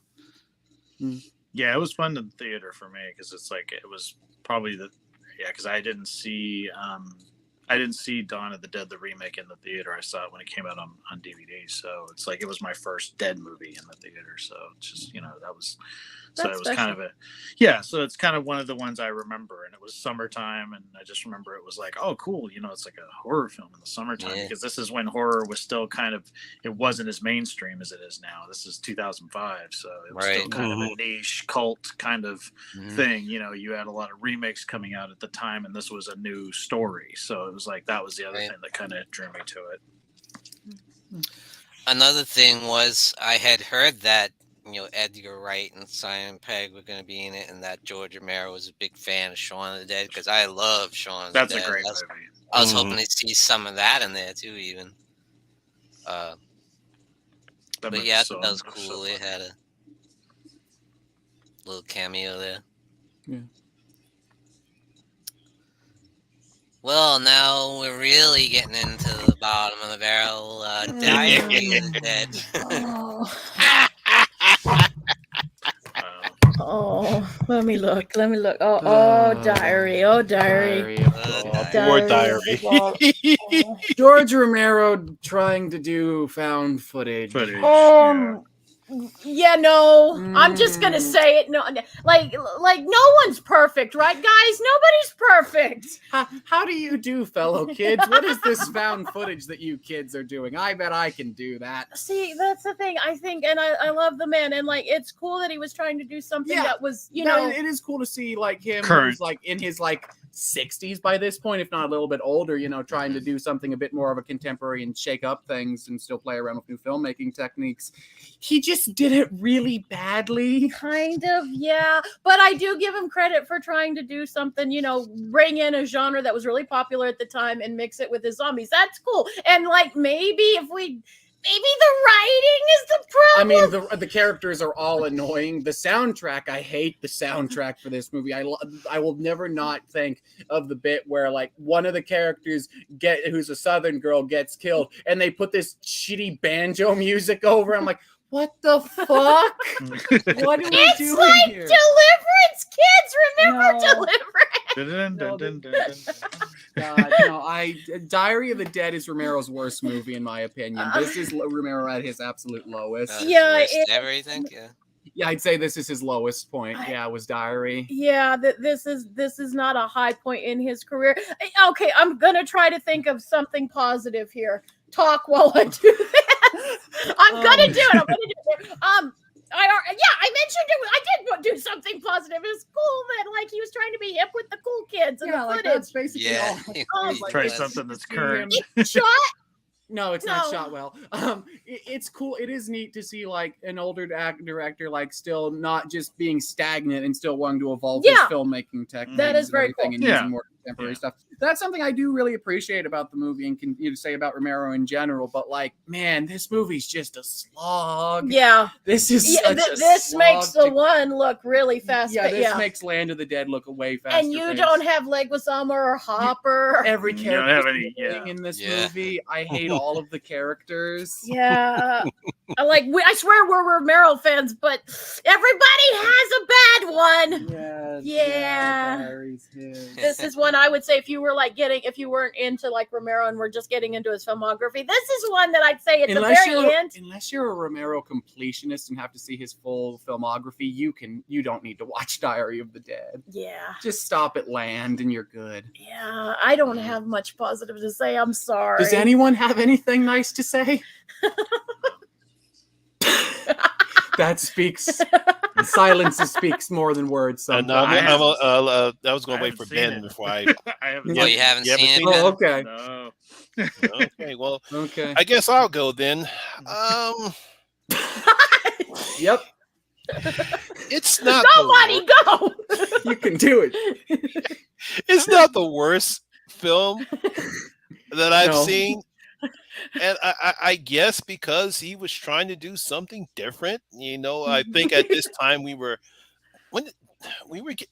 we getting saturated with zombies at this time when this came out? This was Diary of the Dead was like 2014, I want to say. No, it's 2007. Oh, no, 2007. Oh, Yeah. God. This was right before Walking Dead hit. Yeah, Walking Dead oh, was right 2010. before The Walking Dead, but I think we were getting saturated with zombie films, and I can understand why he tried to do something a little bit different.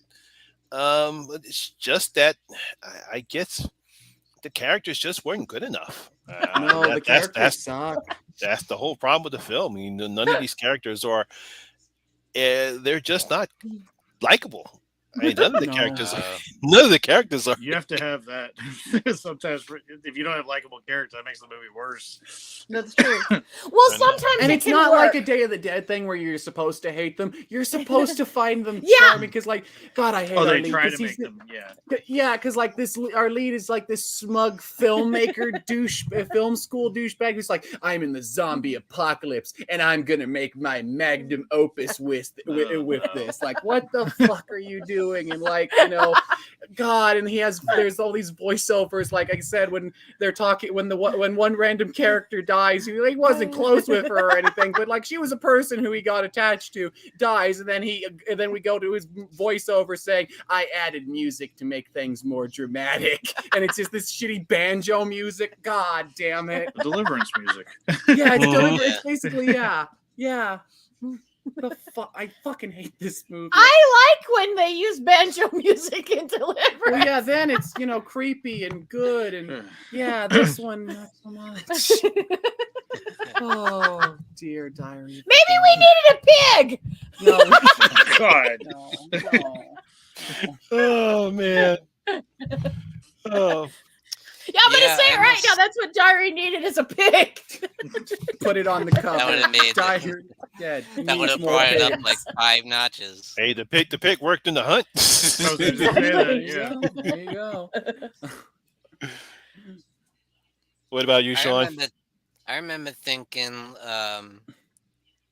almost getting excited because I had been disappointed by Land of the Dead, where he had a big theatrical release, a bigger movie, and here we are. He's going back to a smaller budget, kind of like a small independent. I remember, Going back to didn't it his go roots. straight to video?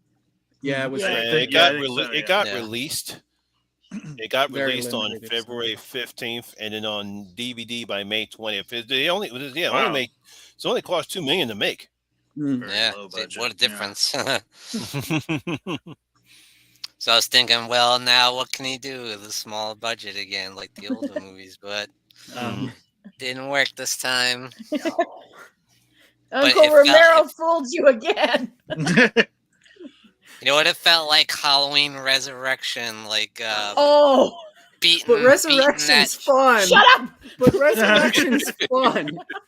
Get off the Like we're street. beating this found footage into the ground now. It just felt like too little, too late. Like Like the height of it is over. Yeah. like Mhm. all Thing, Cloverfield. yeah. We just had Cloverfield. At least that was trying something different with that, with the monster movie. Now he's trying to do something like that, and But that's what they were doing back then. I mean, Yeah, like, because when that came that- out, it was like that was when they were like, "Oh, we can they could save so much money doing it found footage as opposed to a regular narrative. And I was just exhausted by the point where it was just like, I'm going, you can't tell what's going on. And again, I don't have anything to base, because I didn't see this one, but there was so many found footage films. It was just like, I can't, it just looks like this to me. I can't tell what's going on. There's only so much I can see a damn shaky camera all over the place. Yeah, because 2007, that was when Focus. That was like a year before. Let's see, was it? Yeah, because it was like I was thinking when Paranormal Activity came out, that was like when that's what they were all doing at that point. That's what they were starting to make. I think that was 2008, if I'm not mistaken. Mm-hmm. But then you got George Romero trying to do it too. Trying to bring their take to it. It's already been beaten. Yeah. I can't. We lost him again. It's not my fault this time. it's like every. At least it's not you. Yeah, I hope so. I'm like, if it doesn't work, if it does it again to me here, I'm like, I'm out of ideas. It's like, I'm almost amazed I haven't had any issues. Yeah. So it's funny that I not to jinx myself. Yeah. All of a sudden, you're like, it's so great that I haven't. Boo. Well, I'm a tech guy by trade, so I'm not supposed to have problems. Well, I work for a Comcast, not Comcast, but I work for a broadband company, so I shouldn't have any issues either. Oh, they're back. Are we back? Can you hear us and see us for once? Can't hear you at all. No, I'm joking. You motherfucker. I was about to say, you can't see. Jen's naked. One of these days, I'm really going to do it. You're all going to be sorry. Jen's going to break the internet. Yep. I'm gonna warn Marty. I said, Marty, your girlfriend. I said, your wife's gonna get naked. Kardashian got nothing on you. Uh-oh. Here comes the next one. Oh. An improvement. Survival. Creep Oh, show. we're going Creep show. Creep Oh, show. we're going, All right. fuck Survival of the Dead. Oh, yeah, I forgot. I'm sorry. I forgot Survival of the Dead. No, it's okay. Don't worry, it's very No, forgettable. Don't worry, it's very forgettable. It's okay. Well, yeah, you're lucky because I have not seen Survival of the Dead, but Me neither. I have heard not good things about Are it. we the only two people who've seen Survival of the Dead here? Sean, No, I actually I like it better than Okay, Diary yeah, of the Dead. right. It's not good. It's not on par with the original trilogy, but it is better than Diary. Yeah. Slightly. Very, very slightly. how? It's not a found footage film, and it doesn't have, even though a lot of them are the same characters, like they're not as terrible and obnoxious as they were in Diary, so I'll give it that. It has At least there's elements one that are- good character. The Scottish guy is pretty cool. Yeah, the Scottish Yeah, guy. Yeah, that's The there old we go. man. Yeah. So there's one good element of this movie as opposed to Diary, which has nothing. Yeah. Pretty much it. The Scottish, yeah. Yeah. Anything else you want to add, Sean? It almost has some similarities to Walking Dead, given the Oh, really? the A human little bit, versus yeah. human element with kind of the zombies in the background, Yeah. which is That was funny here because earlier George before. Romero talked a lot of smack about The Walking Dead. Mhm. Here he is trying to do the same kind of thing. Well, this was 2008, I believe. So this was actually a little bit before Walking It Dead was before started. Walking before- Dead. 2009. 2010 is when Walking Dead started. Yeah, this was 2008 or 9. So yeah, this was before Walking Dead. Well, the comics were out by this point. But Yeah, the comics were have out been by then, for a yeah. while, Yeah. I didn't see it till like a year or so ago, so I didn't know. Yeah, it does have a Hatfield versus McCoy element. You're not wrong, Ben. Yeah. That's a good point. With zombies, which should Yeah. be way more entertaining than that. I was than just that. sitting Yeah, here. That premise makes it sound way more entertaining than the movie actually is. That's cool. I'd be down for It's that. pretty damn goofy. Yeah. I like the scene the guy gets his head blown off like boosh, and his hat falls on top of his head. Mhm. Yeah. That sounds funny. But again, that horrible CGI gore. Yeah, that's still here. Well, that's when they were doing all that. For some reason, that was like the thing back then. I mean, I feel like that's one thing about The Walking Dead. I feel like they kind of combined the elements in that show. Yeah. So they would have some CGI elements and some practical, made it look a little more cohesive. Mhm. Yeah. Yeah, for sure. They use it as a tool to enhance it as opposed to a crutch. Yeah, Right. because then it's just like it just looks like cartoon blood, and you're just like going, okay, that's just stupid looking. No. And they do it a lot better, even with the CGI. It looks pretty good, even. So you can't even really. You seen Survival of the Dead, Monty? No, I have not seen that. No. You're not missing much. You're not missing a lot. It's better than Diary, but not by a lot. Yeah, because I've heard not good things about it. I've heard people say it's Yeah. It's a little smidge. It's a little worse than It's more like because I think because it was his last film before he passed away, and a lot of people are very disappointed. Yeah, it is kind of sad they expected something a little better. But at least he was doing what he loved right up until the end. That's true. That's true. Yeah. Mm-hmm.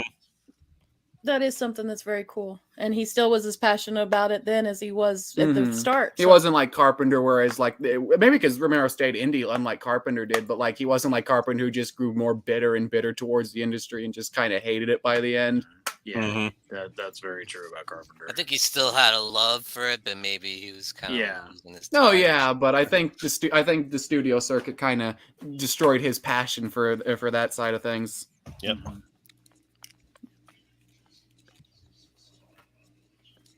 Well, it says something when I was about to skip it. Yeah, you're like, yeah, we're on the creep show. You're like, wait a minute, we're on the creep show. Yeah, anyway, creep We're show. all here Jumped for the this. gun. Yes, anyway, creep show. Yeah, now let's talk about Creep Show. Love the shirt, Ben. Yeah, nice shirt. Nice shirt, yeah.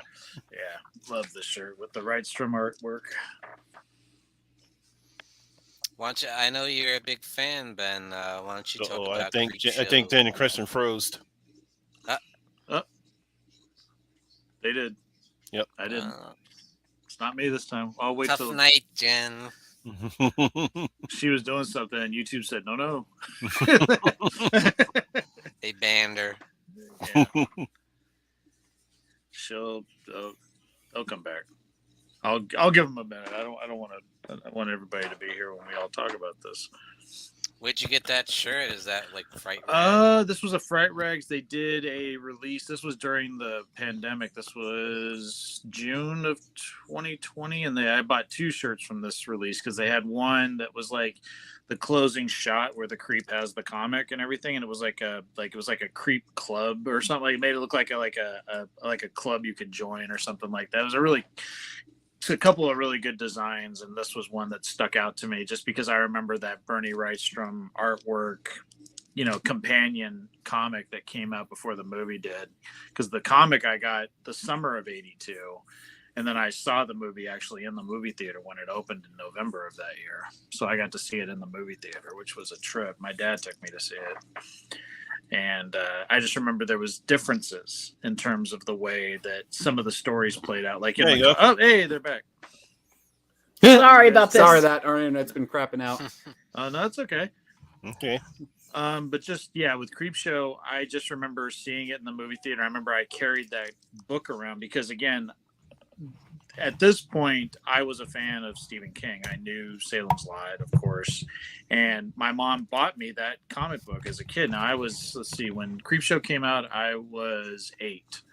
So I had that comic book summer of '82, and I was carrying it around, and they swore in that comic book. And I remember like my grandmother being really upset that I had that comic book with me. And it's very gory, and they said words like they said a lot of bad words, and my grandmother's Catholic, so she didn't like the fact that I was reading something like that. But like the Tom Atkins character. Oh yeah. Not only is he reading this crap, he's a goddamn little snoop as well. But I just remember that I was like fascinated by the stories and knowing that this was the same. This was the first time I'd ever seen anything else that Stephen King had done outside of the Shining commercials. I remember seeing those commercials when I was a kid, the Jack Nicholson Shining and the Kubrick film, and just being terrified by Jack Nicholson. But this was just, it was a comic book. I liked comic books, and this was like the first kind of introduction to horror comics for me. And I just remember when the movie came out, the story's like it's supposed to be it was the Loathsome Death of Jordy Verrill and then The Crate, and in the movie it switched where Something to Tide You Over is the third one.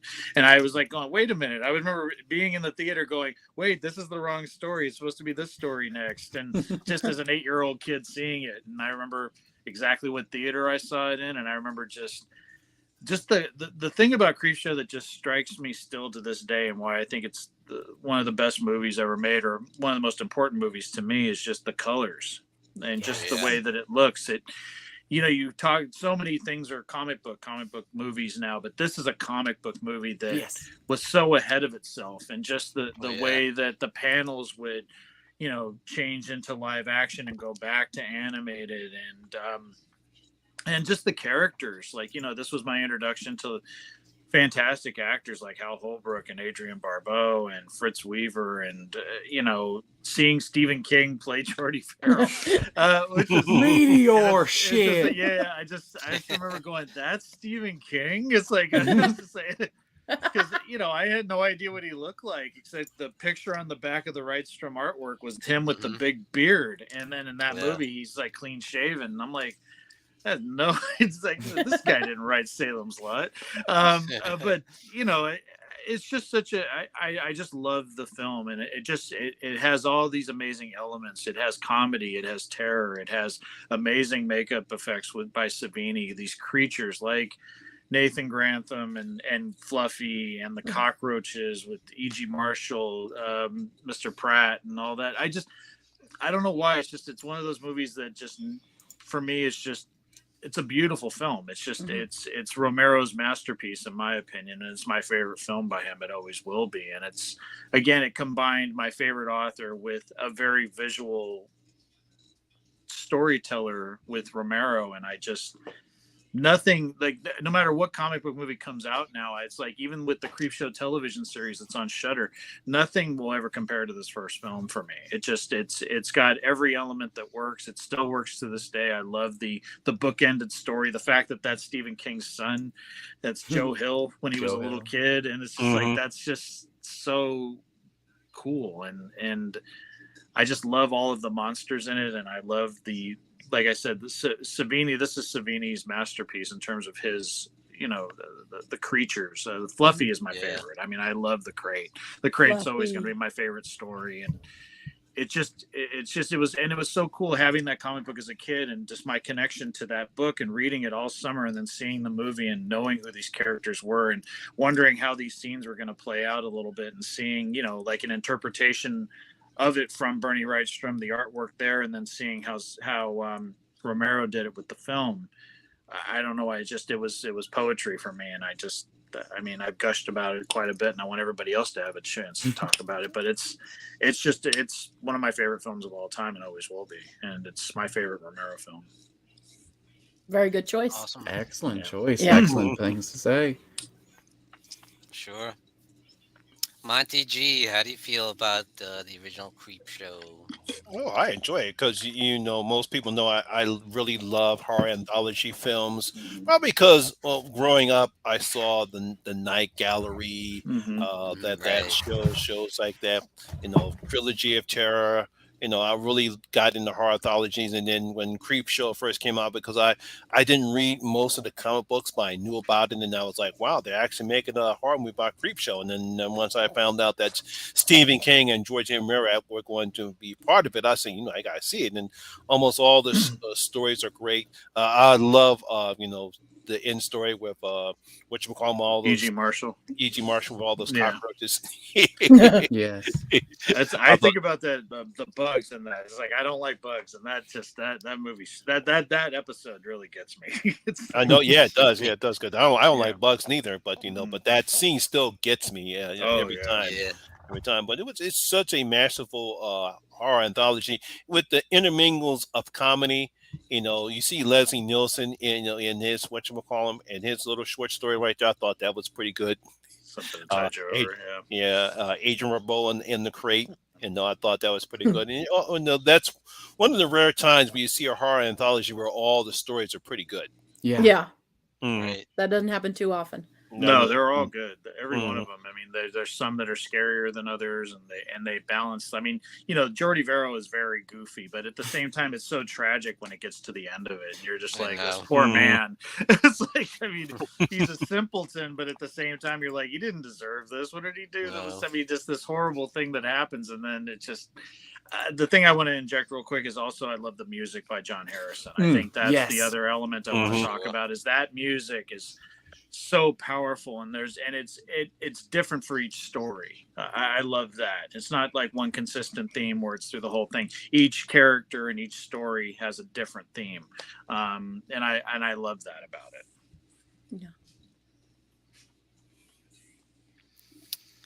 it. So Jen and Christian, before you went off, Before you didn't get a chance to speak. We didn't. I'll be brief because I know Christian has a lot to say about this one. I have a question to pose to the panel and to everyone in the chat. Is it the best?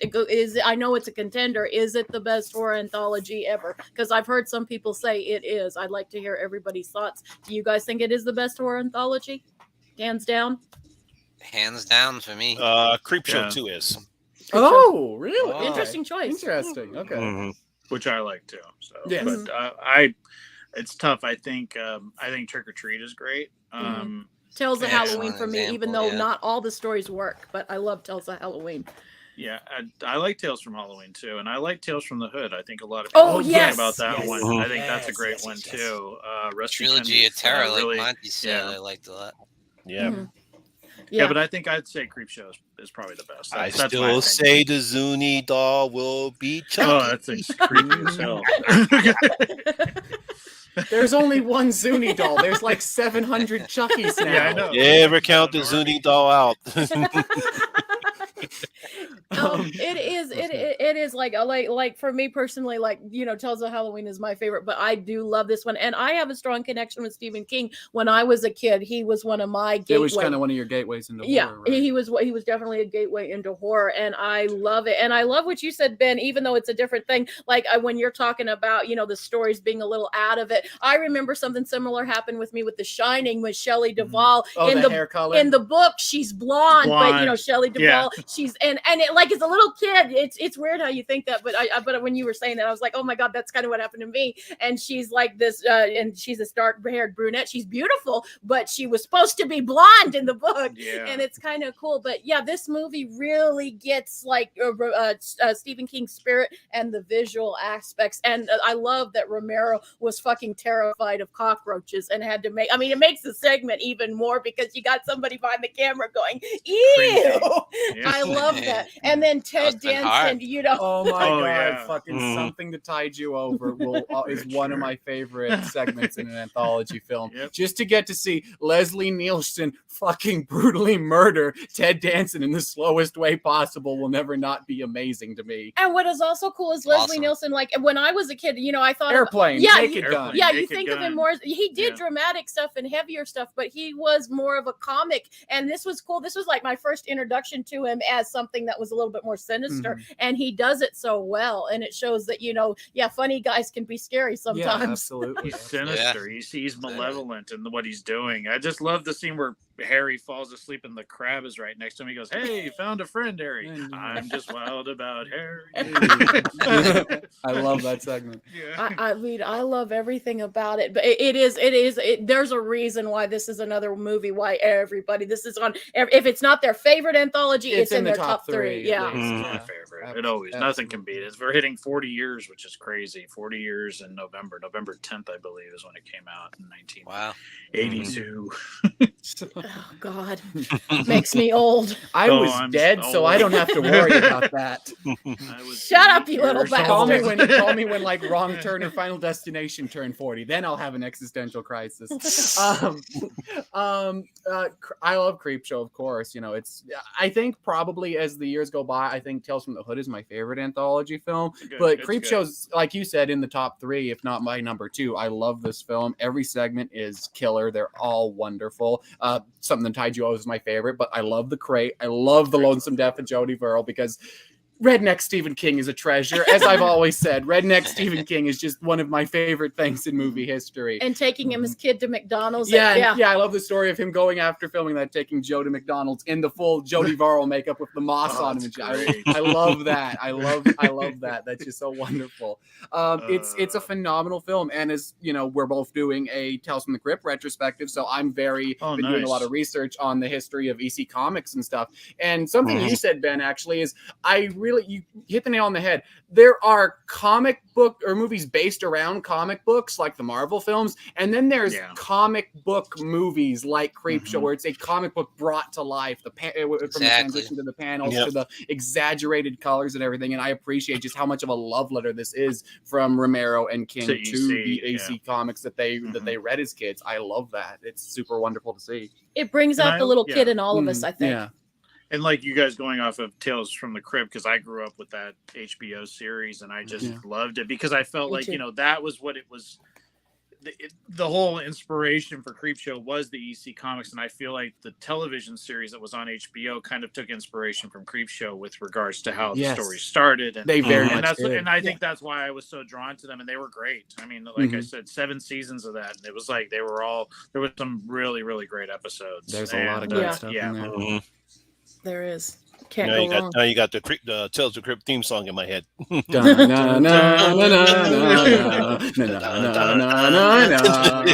the wonderful thing about that, just like the Creepshow movie, Tales from the Crypt holds up. We've been doing them, and they still hold really up. well. A lot of these stories hold up. There's really some great episodes. My God. Yeah. That's definitely classic TV show. This is my favorite anthology of all time, easily, because I love every story in it.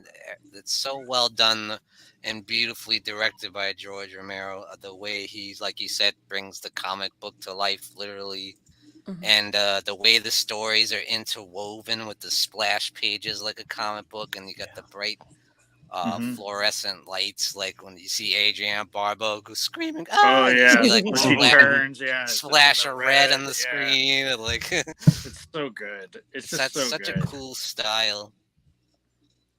And against that score is so awesome. Yeah. But you got a great cast. You got Ed Harris in there at the beginning. You got his dancing is awesome. I want to get those moves. He does the head thing. It was a vibe. Most 80s horror movies and most awkward dance sequences ever between this and half of the Friday movies. I knew that's where you were going. Yeah, Crispin Glover, come on. It's kind of cool seeing all these nightmare scenarios in one movie. Like, you're dealing with zombies and you're dealing with insects and you're dealing with a monster in the crate and playing off of all these different fears of something coming from outer space to get us. Or, it's just awesome. It's so, and what a great collaboration between Stephen King and George Romero coming together, making this awesome movie. A lot of times that could be a cluster F when they do that, but it was just like everything worked. All the elements worked in this, and the casting. It's one of those things where you look at some stuff that comes out now and you think they're trying to get something that works perfectly, like they have the elements and sometimes it just doesn't work. And when you have something like this where everything works, it just makes you appreciate it more, because again, this was made when it wasn't about test groups and things like that. It was just like, we're just going to make a good movie and hopefully it resonates with people and people that like horror and like AC Comics and things like that. And I think that's what I love about this film, and what I love about a lot of films that came out during the time when I was a kid. I just feel like it was more about, was going to put something out there and hopefully it resonates with people. Right. And it did. Mm-hmm. No, absolutely. And we're still definitely talking about it resonate. 4 decades later. Yeah. And then you had many people consider very underrated Creepshow 2. The Raft. Yeah. Yeah, Chief Wooden Head. Chief Wooden The Head. Raft for me. The Raft. Yeah, me too. This is a good release of it too. What I Is that really the love Arrow about one. Yeah. But I think what I really love about Creepshow 2 is the animated wraparound. that was Yeah. funny. I really love that. Yeah. Thanks for the ride, lady. Thanks for the ride, lady. Thanks for the ride, lady. Oh yeah, that was that. I was in Catholic school when that movie came out, and my mom took me to see it. I was 13 when that one came out. I remember that's all we were saying. Thanks for the ride, lady. We just kept cracking each other up saying that because it was just so funny and creepy at the same time. It was another good blend. That whole thing. I love the old Chief Wooden Head story, and I love Chief Wooden Head was pretty good. Yeah. George Kennedy's character. And it was a cool story. And the Raft was like exactly how I pictured it when I was reading the novella. Yeah. It pretty much played out exactly how I pictured it in my head, which was kind of cool. Wasn't it called The Float? Wasn't that the name of the story? No, I think it was. Wasn't it called Still the Raft, or am I wrong? I could be wrong. Know. I could be wrong too. It's like I think it's the Raft in the movie. Yeah, I think it was the Raft. It was the Raft in the movie, but I kept thinking of the story. It's almost like, Stand By Me was the body. It's like I remember there was. I kept thinking it had a different name to it. I think it was in Skeleton Crew, if I remember correctly. I think it was. Skeleton Crew it has a great treasure trove of stories anyway. Yeah, it really does. But the Raft is fun. It's fun, it's funny, like so many people agree that like the Raft is like the best story. I heard so many people say that. Yeah, because I remember there was like a lot of critics on this one. It's like critical.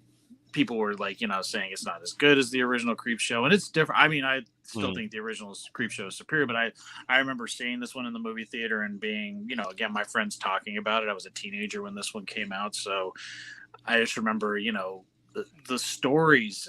They're still disturbing. Oh, Chief Woodenhead, the fact that the older couple is killed very viciously in that opening in that scene. That really floored me as a kid that was really close to his grandparents, and I had never seen an older couple be killed like that before, and it bothered me. I remember it really bothered me. Yeah. So I mean, I mean they did a great job with that, but it's still a good one. I love Creepshow 2. It's sad that they never really were able to make a third one, because I thought that they made it. Well, they did make a third one, but it wasn't. We won't talk about it. We don't like to think about that. Yeah. I thought you were just going to lean in. No, that never happened. It didn't. I didn't. Never watched it. It's like, I refused. It's like, no, I won't see that one. I don't hear anyone take up. Like, I've heard people take up for a lot of hot horror takes. I've never heard anyone take up for that one. No, I've never heard a single person. What about you, Monty? How'd you like Creepshow 2? Oh yeah, like I said, I enjoyed it. Chief Woodenhead, the Raft. Thanks for the ride, lady, and of course, like I said, the animated runaround. Because I love the fact when you think the bullies are going to get the boy, and next thing you see the Venus flytraps, because he's got actually a whole bunch of them. They eat them. They eat meat. They eat meat.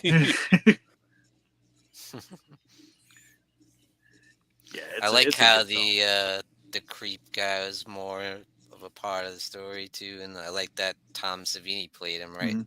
That's pretty cool. Yeah, they changed him too, because he was more of like a skeleton. He was, it's like, and then they made him more of like kind of almost like Yeah, it's sort of a gargoyle kind of look to him. There was just something different about him. I just liked that he was the one taking the comics to the newsstand, and Billy's waiting there for him, kind of carrying over from the first film. Different actor, of course, but it was just kind of cute. He was waiting for the next book. And then I like how, again, with the animated stuff where he like throws the parcel of books down, and then the animated bats uncover it, and you see the books like there and everything. It was really well done. And again, it's again a love letter to those EC comics, and just done with a different kind of lens, because you had a different director and everything, but you still had the involvement of Romero and King with their stories and everything. Definitely.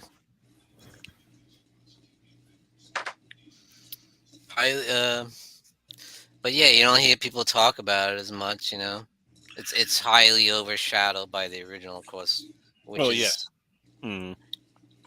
probably true anyway. But I've heard a lot of people say they prefer it, but like it's a little different from the original, so maybe it doesn't stand out as much, but it's still, it's still good on its own right. Yeah. Right. I agree. Hey, Ben. Hey, Ben. Welcome back. Yeah, I love that's a great example. Tales from the Dark Side. The actual Creep Show 3. There's no other actual film called Creep Show 3. We were just talking about that, because I said there is a Creep Show 3, but I said I pretend it doesn't exist. No, there's no Creep Show 3. That's a myth. Urban legend? Yeah, it's an urban legend. Yeah. And anyone who says otherwise is a liar. And not a true horror fan. Yeah, and a fake Creep Show fan. Someone says that's their favorite Creep Show. I know someone who says that's their favorite Creep Show movie. Oh my God. You know a human being that. I know a human being who says that is their favorite Creep Show movie. Oh! Daryl. Oh! Mr. Meatball. Good God, man. Poor Good Daryl. God, man. Oh, yeah, I forgot about Daryl. He loves that. Yep, he loves Creep Show 3 for how awful it is. Oh, some people, but it's almost like that Mystery Science Theater kind of. Maybe that's the mindset of just perfect, like it's so bad it's entertaining. Probably, yeah. I forgot about that. Yeah. See, I told you, even Ben loves the Zuni doll. I'm not dissing the Zuni doll. I'm just saying. Zuni doll's fucking rad. Zuni doll's great. There's just only one of it. In fact, actually, that's where Whatchamadoo did get his ideas. Yeah, we wouldn't have Chucky if it wasn't for the Zuni doll, literally. But yeah, because I remember he was saying that he got the inspiration from Trilogy of Terror. Yep. I didn't know that. Yeah. That's the episode with Karen Black, right? Isn't she? Yeah. Yeah. She it's actually Trilogy of Terror was done by Dan Curtis, who gave us Dark Shadows. Oh, okay. And Karen Black actually stars and plays four characters in the movie. Okay, because I've seen that element. I haven't seen the whole thing, but I've seen the fetish doll one. That whole thing. Yeah. It's a fun little TV Trilogy movie. too. I don't even remember that one.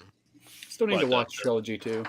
Yeah, Trilogy 2, that was actually pretty good, because they had a Lisette, I can't remember her last name. She does the same thing as Karen Black. She plays three characters, and they actually have a sequel to the Zuni doll in the third story. Yeah. Oh, neat.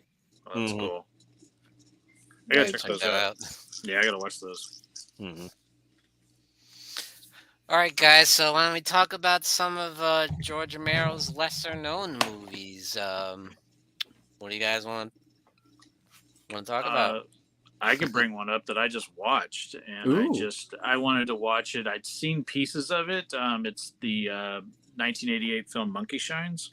Ooh, Monkey Shines. That was going to be mine. Shines. Monkey Shines, great. The ending makes me very sad, but it's a great movie. Yeah, yes. It's a range of emotions in that film, and I love the people in it. I mean, I really I knew one of the actors. I'm looking up his name because I don't know it off the top of my head, but John Pankow, who played Jeffrey.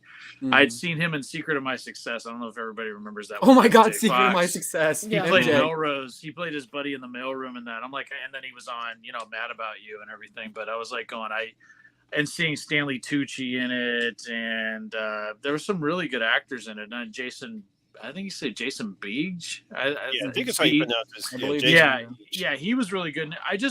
the whole idea of this man who's very athletic and has all this stuff going for him, and then he gets hit by a truck and he's paralyzed, and it's just it was a very different film than I thought it was going to be. But I remember the commercials when it came out, and I had never seen the whole film, but anything to do with animals, I'm a big animal lover, so that was there was elements of the film that were really hard to watch. Yeah. With ending? experimentation, the ending really Yeah. grabbed me, but it was one that I really wanted to watch before we did this whole thing, because I was a film that it always sort of interested me, and it was one that I wanted to check out, and it was on Shudder, so I was able to watch it there. But yeah, it was really good. I really loved just the look of the film. You know, you really feel what this character of Alan is going through, just the fact that he had everything going for him, and then his life is altered because of this accident, and how, you know, he has this friend that's doing these experimentations, and just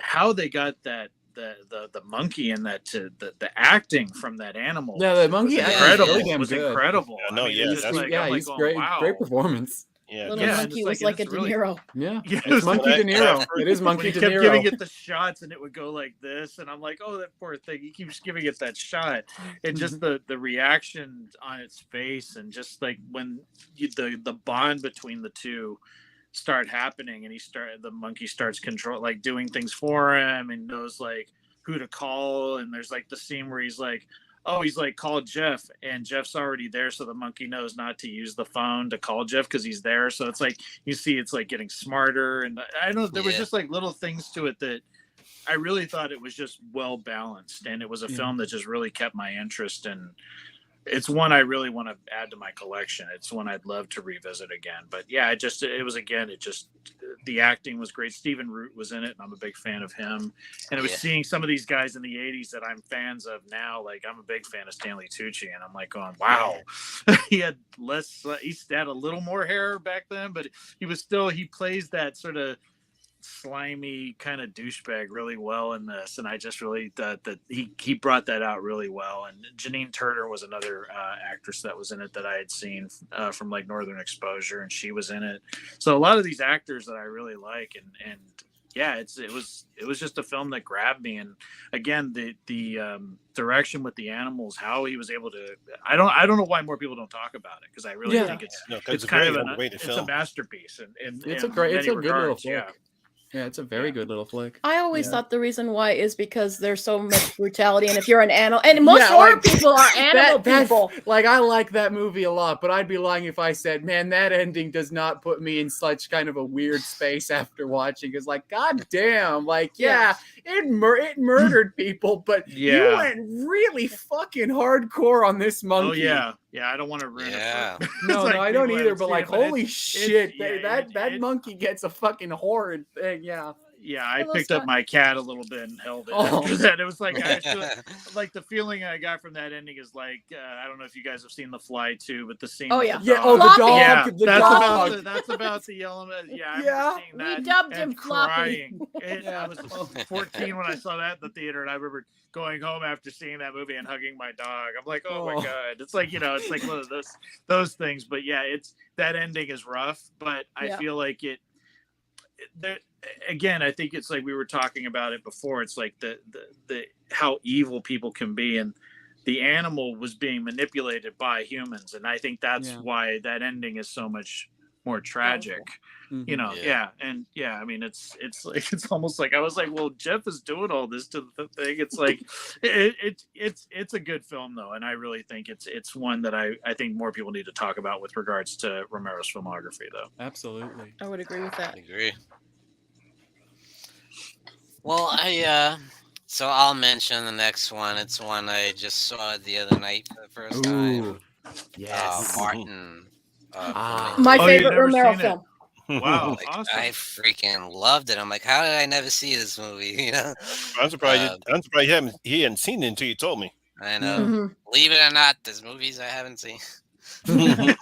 We all have our blind spots. Oh yeah. And it's like one, not just an underrated Romero film, but It's an just an underrated movie. vampire film. And vampire, Yeah, Right. when people talk Mhm. vampire films, like this is one that I always like bring up. What I always, you know where I'm going to go with this, but where there's another movie that came out a few years ago. Not many people likened it, but I always thought this movie took a big page from Martin. Is Transfiguration. I saw a lot of parallels between Martin They're and very heavily Transfiguration, influenced. and I fucking love and adore that movie. But it is about sexual obsession and and drug abuse. and drug abuse and very taboo subjects, especially for the time. And it's you talk about bleak movies. Oh, yeah. This is a bleak movie, Yeah. but in the best way possible, Yeah. if that's a thing. And again, returning to something I said earlier, like Romero, out of like every single film has some sort of political stance, even if it's not intentional. Yeah. But like Romero was a very political director with Oh, yeah. all of his pieces. Very much Martin so. might be his single most political film because it is very much like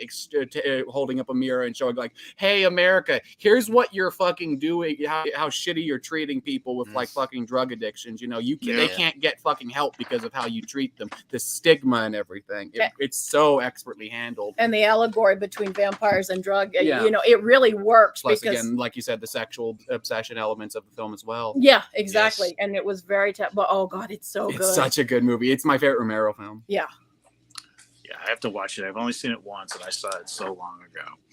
it's great. I But love what a unique way to Style. present the genre, like Yeah. you know, Mhm. like something I never would have thought of. Absolutely. But I love how the fact that this kid's been told his entire life that you're a vampire, and he just like he just runs with it. Mhm. yeah. And you got his uncle telling him, "You're Nosferatu, you're Nosferatu," and then you almost feel for him because of that. But then Yeah. he's out there doing some horrific things, like, oh my god, when Mhm. he's drugging and raping women and slashing their wrists. It's brutal stuff. More But you also Disney, see a too. little bit of that dark side of the city too, like we've seen in stuff like Maniac and Taxi Driver. Yeah. No, this is another example of my favorite white way movies depicted New York, of just this sleazy, Oh, dirty, it's nasty dirty, place that sleazy. no one would want to live. Maniac is Yeah. Oh, great. Maniac's My the God. king of that. But any Henenlotter film in general did that really well. But I love the way Martin shows off the city. Mhm. But there's also just a melancholy about the film. There's just such a hopeless bleakness. But there's also kind of a beautiful sadness. Does that sound Oh really yeah, no, it very bullshit? much. But it does. There's like a beautiful sadness to the film. Yeah, absolutely. Yeah, that heart that breaks your heart, but also makes you glad you feel these feelings. Mhm. Mhm. Yeah, one of those films. And it's funny when he meets the girl that he actually does care about and wants to maybe have a relationship with, but he can't get rid of that, past that dark side of Yeah. Mhm. It's an amazing movie. Yeah, I need to see But there it. is a little bit of humor too when he goes in the full vampire gear and Yep. jumps out at his uncle there. Makes him very more human, Yeah. ironically. Ironically, yeah. And then that ending, I don't know if I should Yeah. say it, Oh, but yeah. that I was, wouldn't I spoil know what it, you're, but I know what you're talking about. Yeah. yeah, that ending. Mhm. Oh. like, I should have seen that coming, but I didn't. It was like, oh shit. A bit of a downer. A little bit. That's all I'm gonna say. It's just a little bit of a downer. A little bit. But in a way, that's kind of the way it should have been. Yeah. Yeah. If you think about it. Yeah, Yeah. absolutely. Yeah, it's an amazing film. It's one that I feel like he doesn't get talked about enough. It really does, especially if you're talking just vampire films. Yeah, and it's pretty influential. Again, stuff like Transfiguration, and I would also say Larry Fessenden's Habit. Yes. Takes a very big influence on it as well. Yeah, I would say that too. I'd say it's his most artistic too. Like, it's Yeah. very- Yeah, it was. Yeah, it was very much an Creative. art film for him. What about Amusement Park? That was also very. Okay, yeah, our amusement park also has a lot of like art house sensibilities to it, but I'd say Martin's probably his most artistic out of all of them. Yeah. Yeah, I would agree. What are some other ones, guys, that kind of fly under the radar when you talk about George Romero? The Crazies. Ooh, yes. There you go. Yeah, I remember first seeing this film back during the 70s. Probably going to be one of the films I'll be talking about in my series horror films I saw during the 70s. Ooh. Pretty interesting, Nice. pretty interesting film about how the government tries to close off this town, and next thing you know, everyone starts going crazy and attacking and fighting people. Sort of before zombies became more popular in this particular subgenre, but it was a decent film though. I liked it. Yeah, Oh, I yeah. also I love the remake too. Yeah, Remake remake solid, is- yeah. Yeah, the Yeah. remake is a decent Yeah. remake. Timothy Olyphant. Sure. Hmm. Another one is The Dark Half. Like I say, if people Yeah, I in the was gonna chat, say that. I really like The Dark Half. It is it's based on another, Another Romero film. yeah, another, Yeah. Or Yeah. another King film. yeah, another film, King, yeah. another collaboration between him and King, and it's based on a story. And the story, it's pretty faithful to the book for the most part. You know, it's faithful Yeah. as that for movies at that time period. So I read And the it is book, too. about a writer, and he literally has like two people. He was a twin in utero, and like the dark half, literally, it's his dark half, and he writes these one kind of stories, and then his alter ego kind of writes the other, and the one comes up and fucks with, and there's twins. It's kind of like Stephen King's Richard Bachman. Basically, gonna say, yeah, it kind of is.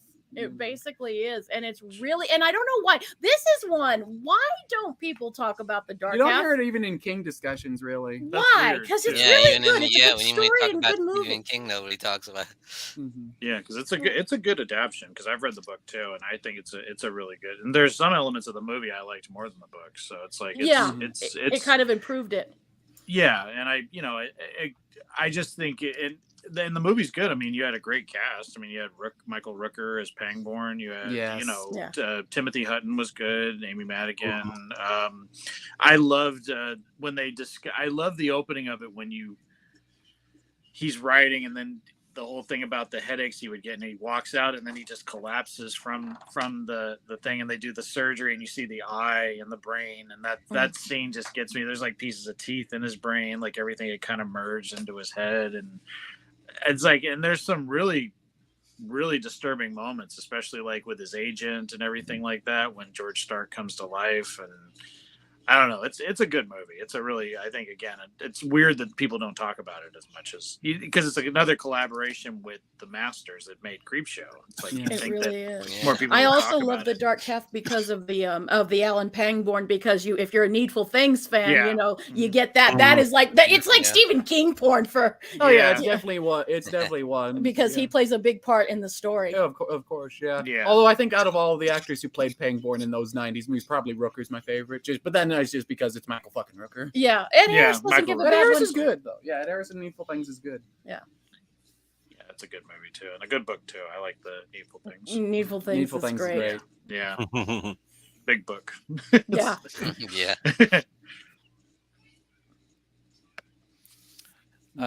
I saw that one in the theater as well when it came Did out. you? Very Needful cool. I Things. enjoyed it. Yeah, I enjoyed it. There's a 3-hour cut of that movie that a lot of people have not You seen. almost need to. I'd love to see that. I would too. It's only been on television. I think there was a German. Again, this isn't. I know the Romero had nothing to do with Evil Things, but I'm just saying there's a German, I think, Blu-ray release of it that's Ooh. really out of print right now that has the 3-hour version, and it makes the movie so much better.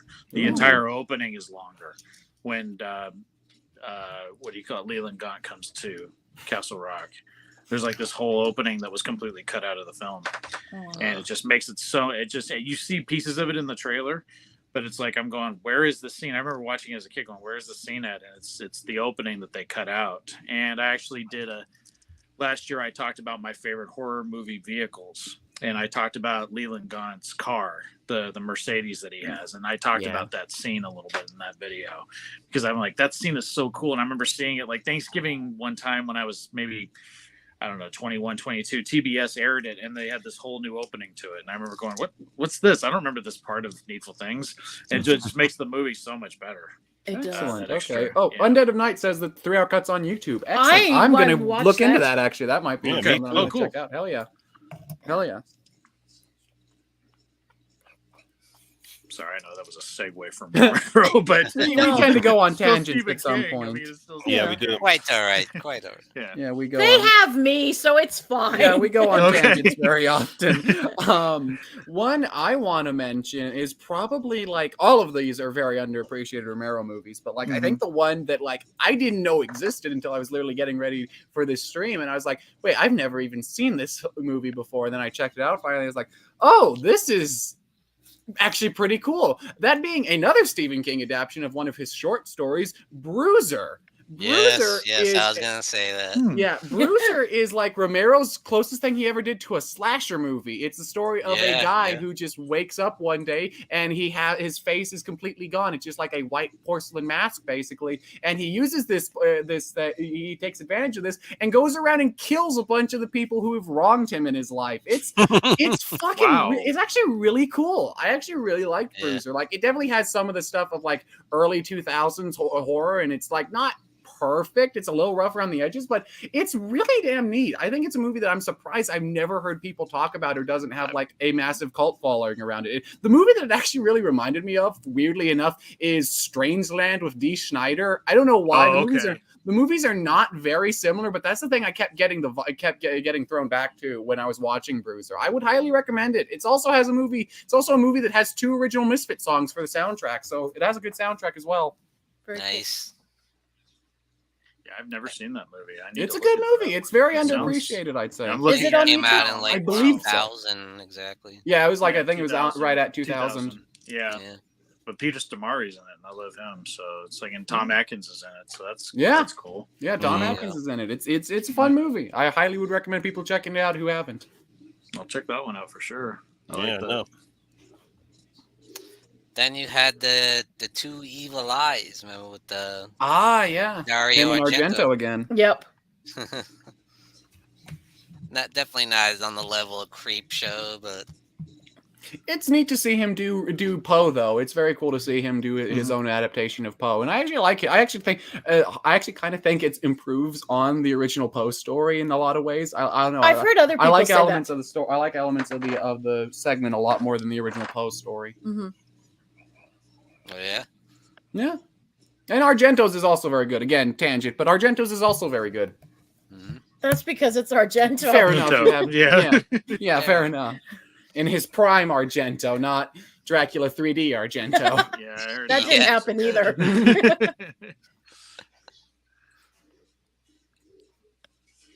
It's like the I'd say the one that kind of turns the corner for me is Trauma. Like anything after Trauma is like pretty Was rough. that one? It was like there were some rough ones before it, but it's Mother of Tears for me, man. Mother of Tears. Oh, Mother of Tears. He's coming out with a new one. It's already out. I've heard it's a modern Argento film. I didn't know it was out. Yeah, it's out. I believe it's going on Shudder this month. Okay. Mm. We'll do it. I might check it out. Yeah. So, any other ones, guys, that you can think of? Or? Do you want to mention it. Amusement Park or? Amusement Park, real quick. It was made in the It 70s. was shot in the 70s. Yeah. It's basically a PSA at some point, but it was his lost film that got restored Yeah, last that year. I didn't believe. come out till after he died, right? Mhm. Yes.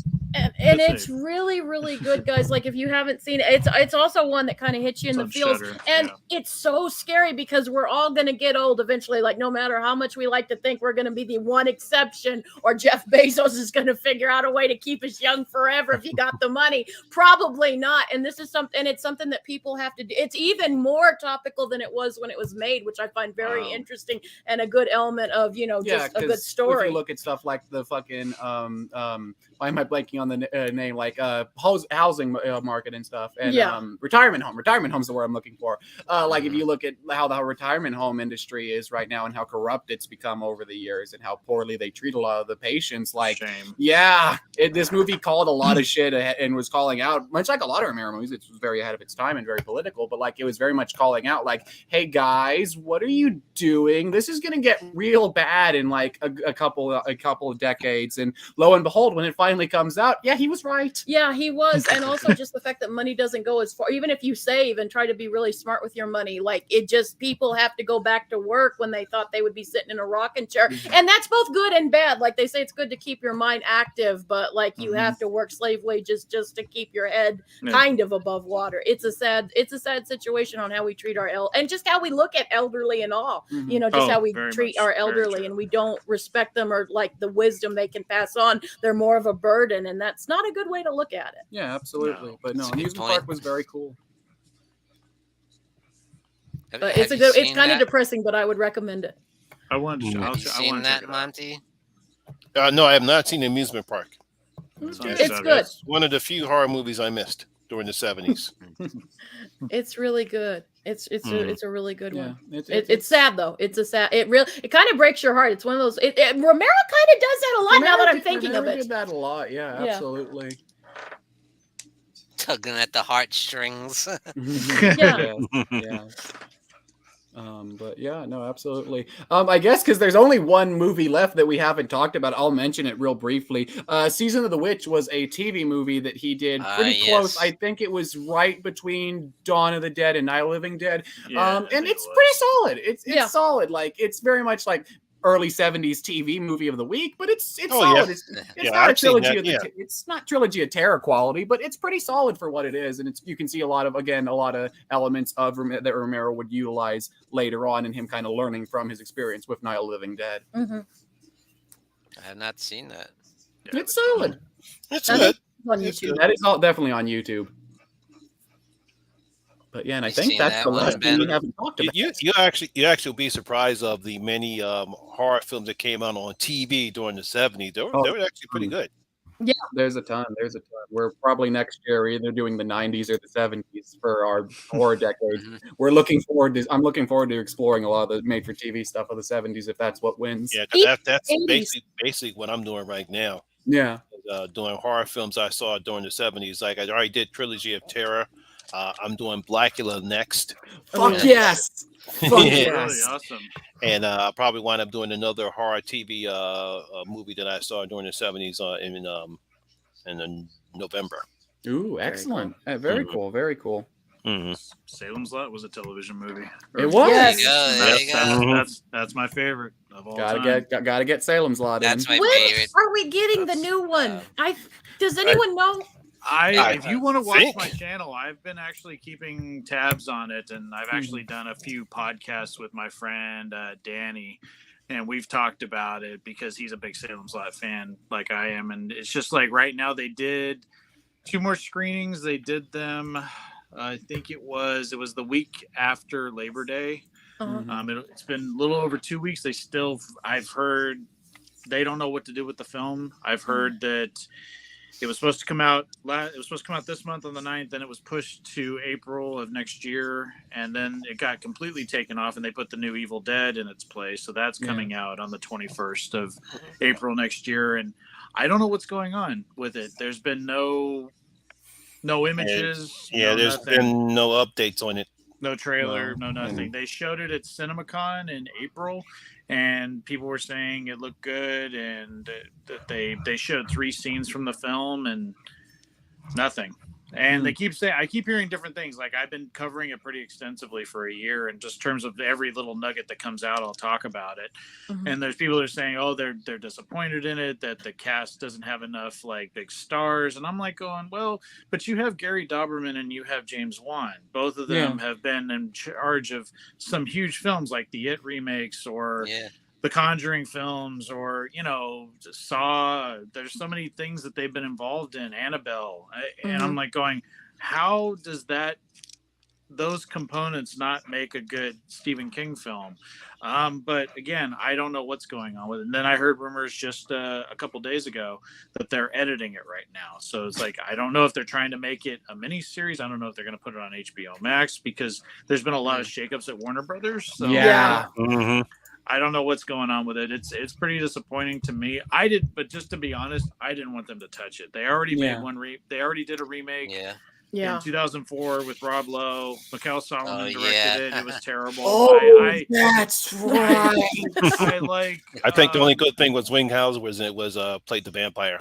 Yeah. Rucker Howard. Yeah, Rutger No, Hauer they was look Barlow. similar, so I guess it's like, but no, Rutger Hauer was good as Barlow if you're trying to do an interpretation of the novel Barlow. But Reggie Nalder is Barlow for me, and it's just that movie that much how Jen, you were saying, just about Night of the Living Dead and how that is just like, it's everything to you. Like that's just a big film for you. Salem's Lot is everything for me. And it's like, I'm like, just, and people say, yeah, it's dated. It's the 70s. Look at those suits that they were wearing. But my whole thing is like, I'm going, it's that there's just the elements work for me. And again, it's been a part of my life for so long that I'm like going, I really wish people wouldn't touch it. Just make another vampire film.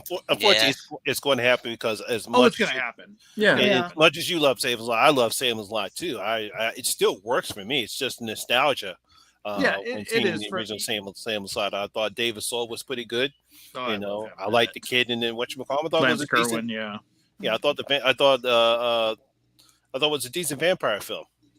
Oh no, but it's very slow. I mean, it's a slow film. It was a 2-night miniseries. They aired over a week. I mean, it's like big the whole book. Yeah, and it's a big book.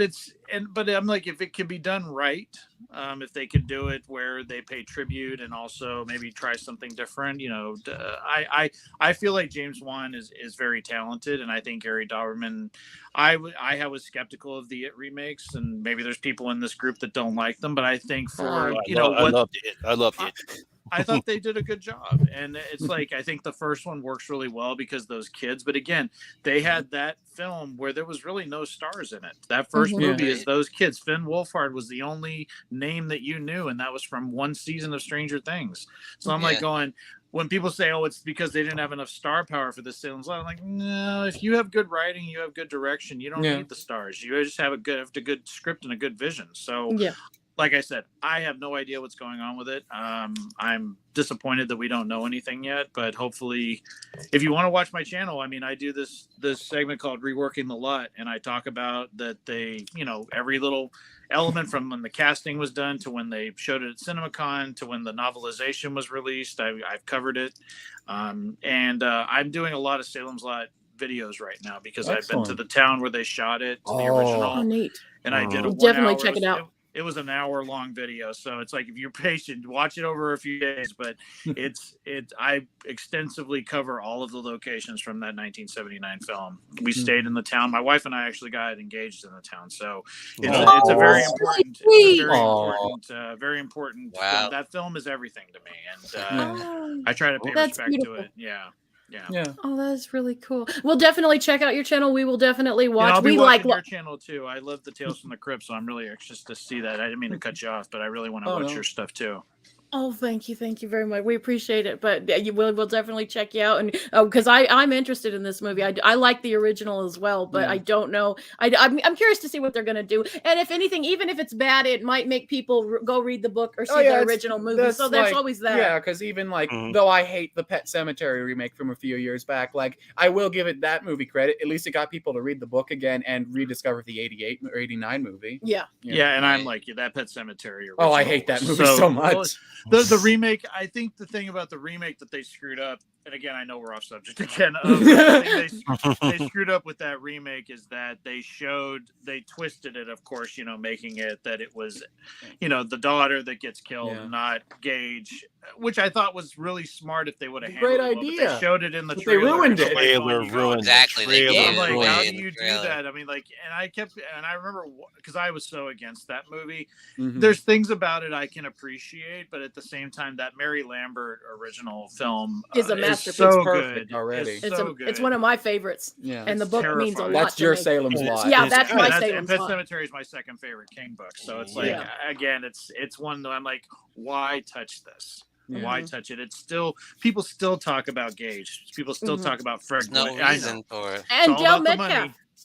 Oh yeah, he yeah. does a great performance as Grief. I think he's one of the best portrayals of Grief you're ever going to see on screen. I love his performance. And people were like ripping him and Denise Crosby in that film. I'm like going, no, why? They're good. They are really good in the role. They're outside of amazing. their element. They're from they're from a different town, and it's like they're in this they're from Chicago and they're in this small town, and it's like I just, and then you can't Miko Hughes. He was like what 2 years old, 3 years like old, 2 or 3, yeah. And just how they try to put makeup. If you watch, there's a great documentary called Unearthed and Untold. I don't know if you guys have ever seen that, but they talk about trying to, when he would take naps, they would try to put makeup on Miko Hughes, and he would wake up and do this. So that's why they kind of had to keep it minimal, because they just couldn't keep the makeup on him. But that just, the scene of that truck plowing towards him. Oh, that's so intense. And how it gets me every time. Like, really interesting. Yeah. But it was all done with mirrors because she said they wanted to make it seem like he was in that road, and he wasn't. He never was. It was all mirrors that they did. And the guy that was driving the truck said I was going about, I think he was going like 5-10 miles an hour, nothing. Like, but it looks like he's going like 70 miles an hour. Yeah, but the way they did it, it just looked so fucking brutal. As opposed to the remake, where like that sequence is cool, and it's cool like the reversal they do on it if you don't know the twist, which everyone did. But whereas the remake, no, it doesn't, because you have like this big CGI, like the tanker's sliding and everything, and this big CGI effect. And I'm like, the original did this so much better with so much more minimal of work. Like it, and it's less is more sometimes. Yeah, and it's far more horrific and it was the far sounds. More. Yeah, it was the sound of the kite falling out of the sky, the shoe flying through the air. Yeah, it just leaves and then you so just much. See the truck like all just crumbled, and you're like, oh my god, you're just like. And like just him trying to get to him just at that last moment where he steps onto the roadway, it still gets me. And I'm like, you can't capture that. We talked about that before about when we were offline about Jeepers Creepers. It's like there's some things that are just lightning in a bottle, and you can't recapture that. You just need to let it exist. Yeah. And how are you going to beat Fred Gwynn? How are you going to beat Fred Gwynn's character too? I roll my eyes anytime I see people making fun of Fred Gwynn in that movie. He is a perfect role for Judd. I love him as Judd in that movie. Lithgow at all. I hated Lithgow. I like John. He was sleepwalking. John Lithgow's a great actor. He did not care in that performance. He was sleepwalking. It just Fred Gwynn was so, the scene where he breaks down, and I remember that just the whole thing about making like that he caused Gage to die because he showed Lewis what that ground could do. That I introduced you to the power. Yeah. I may have murdered your son, and just when he slams his hand down, I like it's such a and everybody knew him as Fred as Herman Munster, and it's like it was just so great seeing what range he had, but he was always a good actor even before. Oh yeah, he's a great actor. He was great before he got cast as Herman Munster. Yeah. And my cousin Vinny too, just as a comedic. God, I loved him. The 2 Utes. Right. What is a Ute?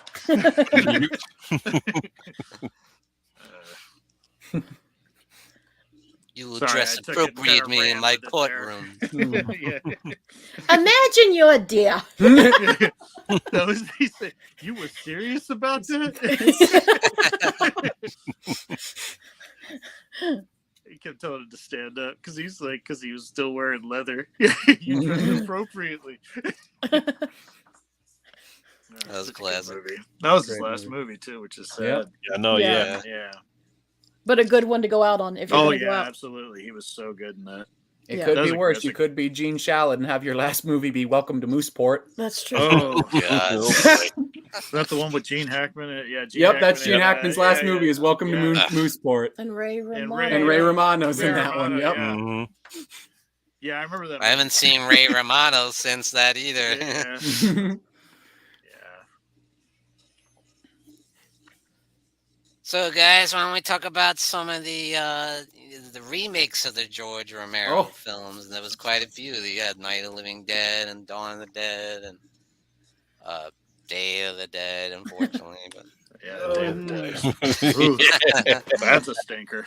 Oh yeah. The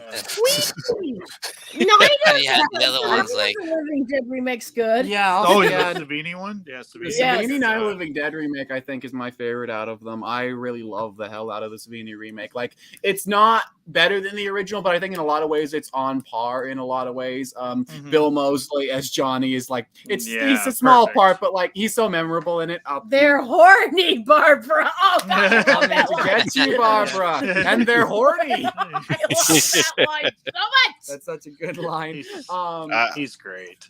Yeah, I like what they did with the Barbara character in the remake. They amped her up, And they amped her up. She has a nice character arc in it. First she becomes scared, and then eventually she becomes sort of a badass. Yeah. Oh yeah. Very Ellen Ripley. Very Ellen Ripley, Sarah Connor-ish, but it works for the movie. It's not like I'm glad it exists. Like which version of Barbara you can have your preferences, but I think both are really good and valid roles of the character. Yeah. Plus, you have like, granted, the original performance is so important to And film iconic. history and iconic to film history. Tony Todd, But if you're gonna recast the role of Ben to any other actor, Tony Todd is probably the perfect choice because it's Tony Todd. I love him so much. He's Oh, so good. Totally agree. My God. He's just now that's a thespian. Yeah, that is. I love Tony Todd, but yeah, Tony Todd's version of Ben's great. Tom Towell's version of Cooper, like I love that he's even more evil than Cooper is. Yeah, he's even more of a piece of shit.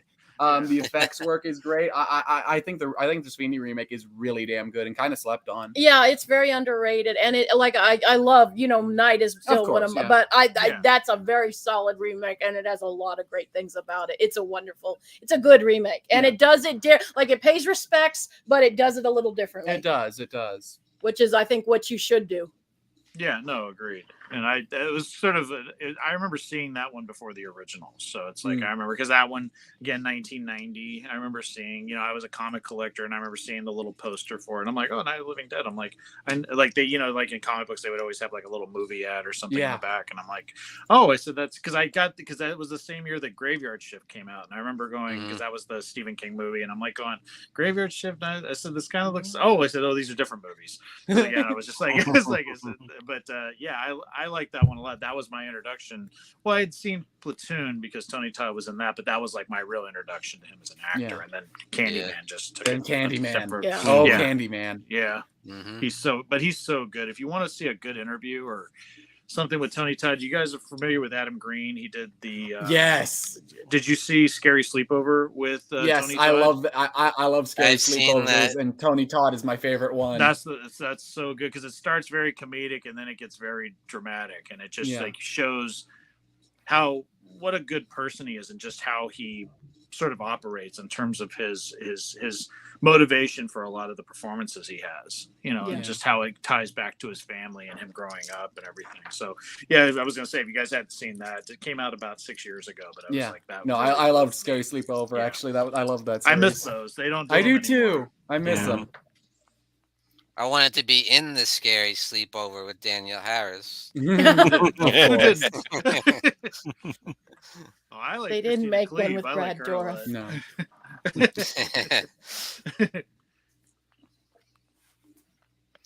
What about Dawn of the Dead? Zack Snyder. Yes. Love that movie. That's like I said.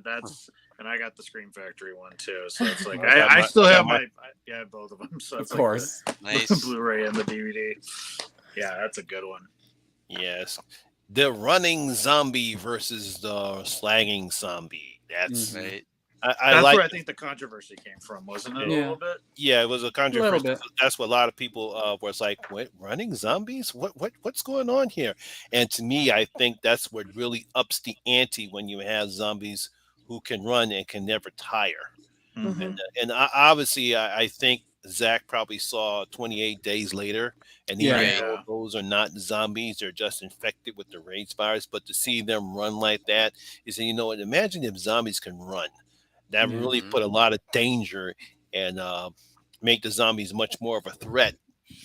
When you can have zombies that can run, as opposed to just slumbering, slow zombies where you can really get away from it, except when you get coming to packs. And then when they become packs, but with running zombies, oh boy, you're in real trouble. It's that opening of Dawn of the Dead, I think, is with the Johnny Cash when the man comes around. I just whole thing. And you me too. Yeah, I love that. Oh my God, I'm like, when the man I knew when I saw it comes around. Woo, I said this is gonna be a good film. I just knew it right from there, like how it just kicked off, and And the fact that one of the things they did in this movie is they had real amputees that were playing some of the zombies. So like there's scenes where it was one of the cutscenes. It's in the underrated scene, but there's a guy. Yeah, with I his see arm that. I know what missing. you're talking about. Yeah, the guy's just walking around. And he's got his arm missing, but you don't see that until next. He turns around, his arm is missing, and he starts charging. I was like, but wow. his arm was really gone. It wasn't an effect. And then they had the guy that was in the parking garage, and you see him doing this. He had no legs in real life. So it's like stuff like that I'm like, that's really clever. And again, it's just a really good, really just makes these characters seem larger than life. And again, I think the cast is just phenomenal in it. Sarah Polley, Ving Rhames, Mekhi Phifer, all of them, Jake Weber. They were all great. Ving Rhames for me. Ving Rhames is great. I love Ving Rhames. Marcellus. Yeah, he's great. He's just great in everything. It's funny. I like the Mission Impossible movies because of Ving Rhames. I mean, I love Tom Cruise, and I think you're a business partner, Marcellus Wallace. My favorite part of Pulp Fiction is still when Butch thinks he gets away and he's at the light. With motherfucker. That's my favorite part of the movie. I laugh every time. My favorite though of his acting is definitely in People Under the Stairs because of course. He's great. Yeah. Don't worry, babe. It's foolproof. Yeah. And he's kind of a bastard, but he's also like he tells him before he dies, run. Yeah, he's great. Yeah. I love run, fool. Run, fool, run. Yeah. What did he call me? He called you a fool. Yeah, no, Ving Rhames is awesome. Mm-hmm. Yeah. He's in one of Jen's favorite, People Under the Stairs. Yep. That's a good movie. Good movie. That's a great movie. Yeah. Yeah, I found out Sean Clark does this Horror's Hallowed Grounds, and he went to some of the locations for Rob Zombie's Halloween, and they actually used the kitchen from the house from People Under the Stairs for Rob Zombie's Halloween. Huh. I didn't know that. I didn't pick that up. That's interesting considering that Roach is in part 2. Yeah, that is. Yeah. Nice little connection. But it's like they showed it. So they had like this abandoned house where a lot of the stuff was shot for the Myers house. And then across the street was the People Under the Stairs house. And the kitchen was the set that they used. That's awesome. Kind of interesting. That is awesome. Yeah. That's interesting. Yeah. He was going to all those locations when pandemic was going on. So he was doing a lot of like just going out and about where he lived and everything. I don't know if you guys watch Horror's Hallowed Grounds, but Sean Clark is amazing. I do. Sounds like We'll definitely check him out. That sounds excellent. Yeah, check that out. Malfunction is what he goes by on YouTube, and he does He's got the podcast, with Christopher Nelson, who's done makeup effects for the Halloween movies. He's great, and both of them are great. And they haven't done one in a while. They did a live show back in August, but they haven't done one in like at least a little over a month. But they're busy. Catch up on this stuff. I only see him like on the Scream Factory, like DVDs, like the Halloween 2 and the Halloween and the. Yeah, he's what inspired me to go visit some of these locations because he did The Fog, and The Fog was shot really close to where I live. It was shot in Point Reyes. So on my 40th birthday, I said, let's drive to the Point Reyes station. And I went there for the first time, walked down to the lighthouse and everything. It was just a trip. Yeah. That's awesome. Yeah, it was like my wife wouldn't go. She said, I'm not climbing back up that hill. So I'm like, okay, because it's literally like walking up I think it was like, I forget what house.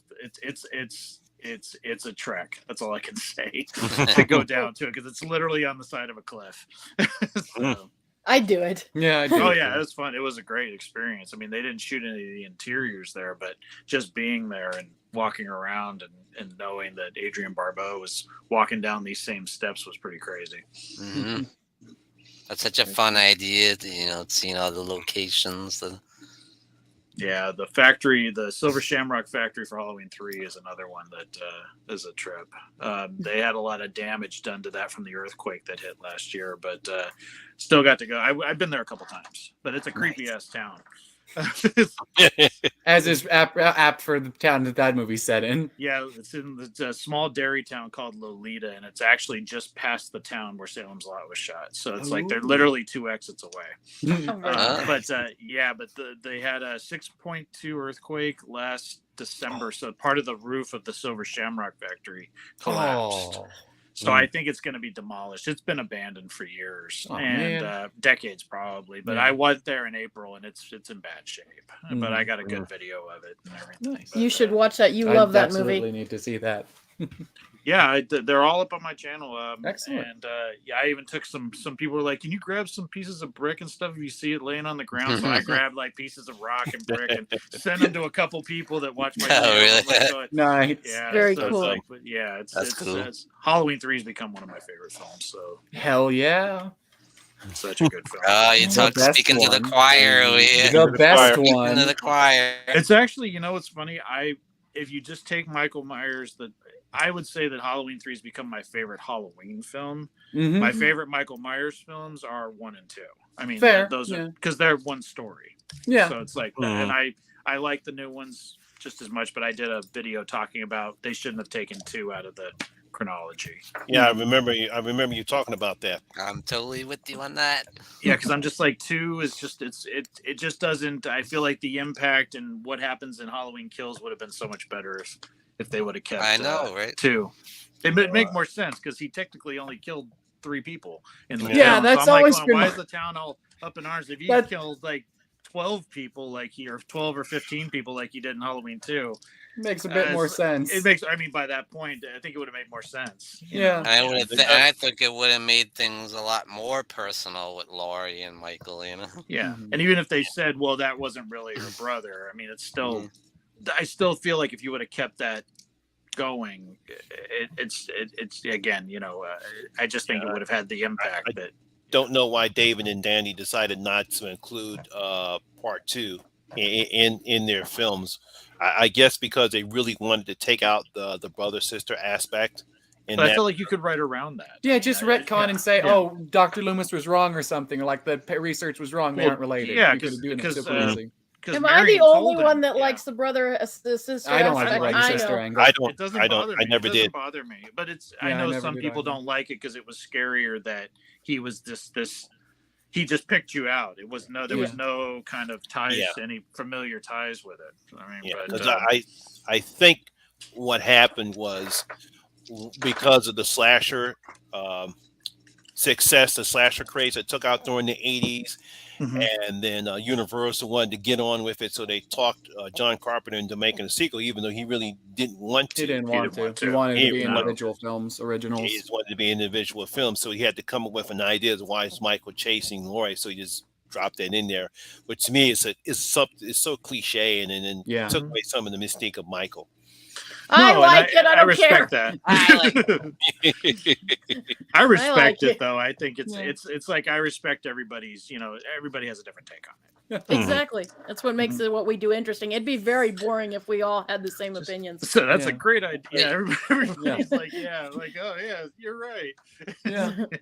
I think like people have come around to Halloween 3. I think a lot of people have come around to Halloween 2 too in a lot of ways. 2 was the first because film I saw. So, a lot of people like that it's a pure slasher movie and it doesn't give a shit, you know. I like that brutal. about it. But It's brutal, but 3 is one that I never thought I'd like, and I love it now. So it's like it's funny how that changed because I didn't grow up loving it. There's some people that liked it right out the gate. yeah, people have their opinions, you know. Oh yeah. No. Still no. No. Never. Sorry, not Never. taking Getting back to the Dawn of the Dead remake from 2004, that's one movie I feel like almost everybody agrees. Like, there's really not much you can say against it. It's just a damn well-made film, you know. Oh, absolutely. You can't really say too much, you know. Yeah, it pays homage. It pays homage to the original film. It's its own story, even though it has its own setting. It's its own story. You know, you have decent characters. You almost like almost all the characters in the film. Yeah. You know, and you have an ambiguous ending. Yeah.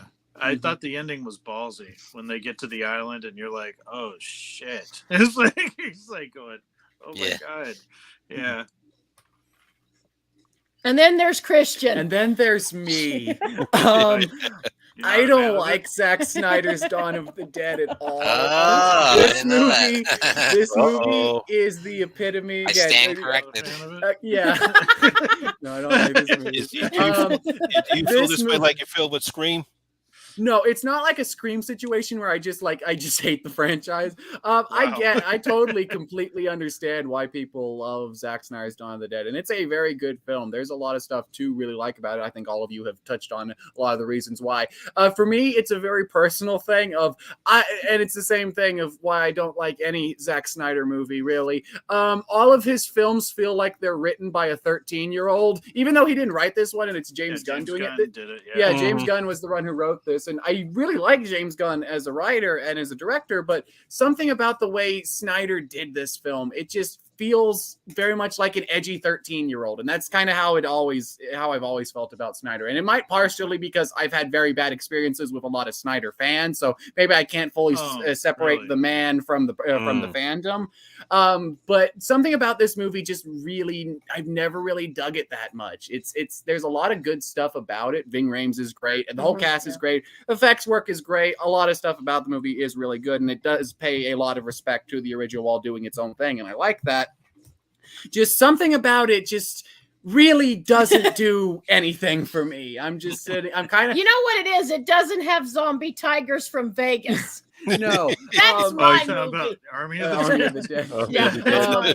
You know how you were saying earlier when we were talking about Land of the Dead and you just kind of sitting there kind of bored and never really ever want to have a desire to finish it? That's Dawn of the Dead for me. I just have I get so, like, the opening's good, and then the rest of the movie, I'm like, what else is on? I never have a desire to watch it when I see it on cable or anything. You always have to be a malcontent. I always apparently have to go against everyone else on the panel at least once per stream, and here's where I do it today. You rebel, you. I am. Yeah, it's kind of the movie that just kicked like the zombie genre. It made it interesting to me. So I think it could have just been, again, I didn't see it in the movie theater. I rented it when it came out on DVD, and I'm like going, I like these actors. So I'm like going, that's probably what the draw was to me. And then I think I just, for some reason, it just resonated with me. So it's like, it just depends, I think, where you are. It's like, it's funny with the 28 days later, like the first time I saw 28 days later, I didn't like it. And then I saw it 28 weeks later and I liked that one. And then I went back and revisited 28 days later. So again, that's a different subject matter. Same. But, honestly though, same. Yeah. Mm-hmm. I didn't like, there was an element of 28 days later I didn't like, and I think it came to the point in the middle part of the film. And I was like going, I don't really like where this movie's going. It just when you get to Christopher Eccleston's character. Mm-hmm. Yeah. Mm-hmm. Yeah, it was towards that, because I haven't watched it in a while, but for some reason I felt like 28 weeks later, that opening again, it was the opening of that film that grabbed me, and John Murphy's thrilling music. Yeah. No, it's just like, and then it said, I'm going to go back and check this one out because I love Cillian Murphy. So it's like, I'm going to watch, 28 again. But yeah, but there's some films that, like, I don't know why it was with the Dawn of the Dead, but it was one that sort of got me interested in the genre of zombie films. Before that, I was never really for into a lot it. of people. It kind of set the tone for the zombie genre in the new millennium. Yeah, because I think if it wasn't for Dawn of the Dead remake, I don't think AMC would have greenlit Walking Dead. Yeah. Probably not. No, I don't think so either. I don't think I do concede that. Right. Yeah, I think you're right about that. If it wasn't for Darabont Dawn shopped of the that Dead, around to a lot of places before it finally landed at AMC. Yeah, no. If it wasn't for Dawn of the Dead, I don't think we would have had the massive zombie boom that we had in the early 2010s, late 20s. Oh yeah, very very true. Yeah. Because by then it was kind of becoming stale, I guess, the old school jambling zombies or whatever. Yeah. AMC's handling of The Walking Dead is a whole new thing for me. Oh, yeah.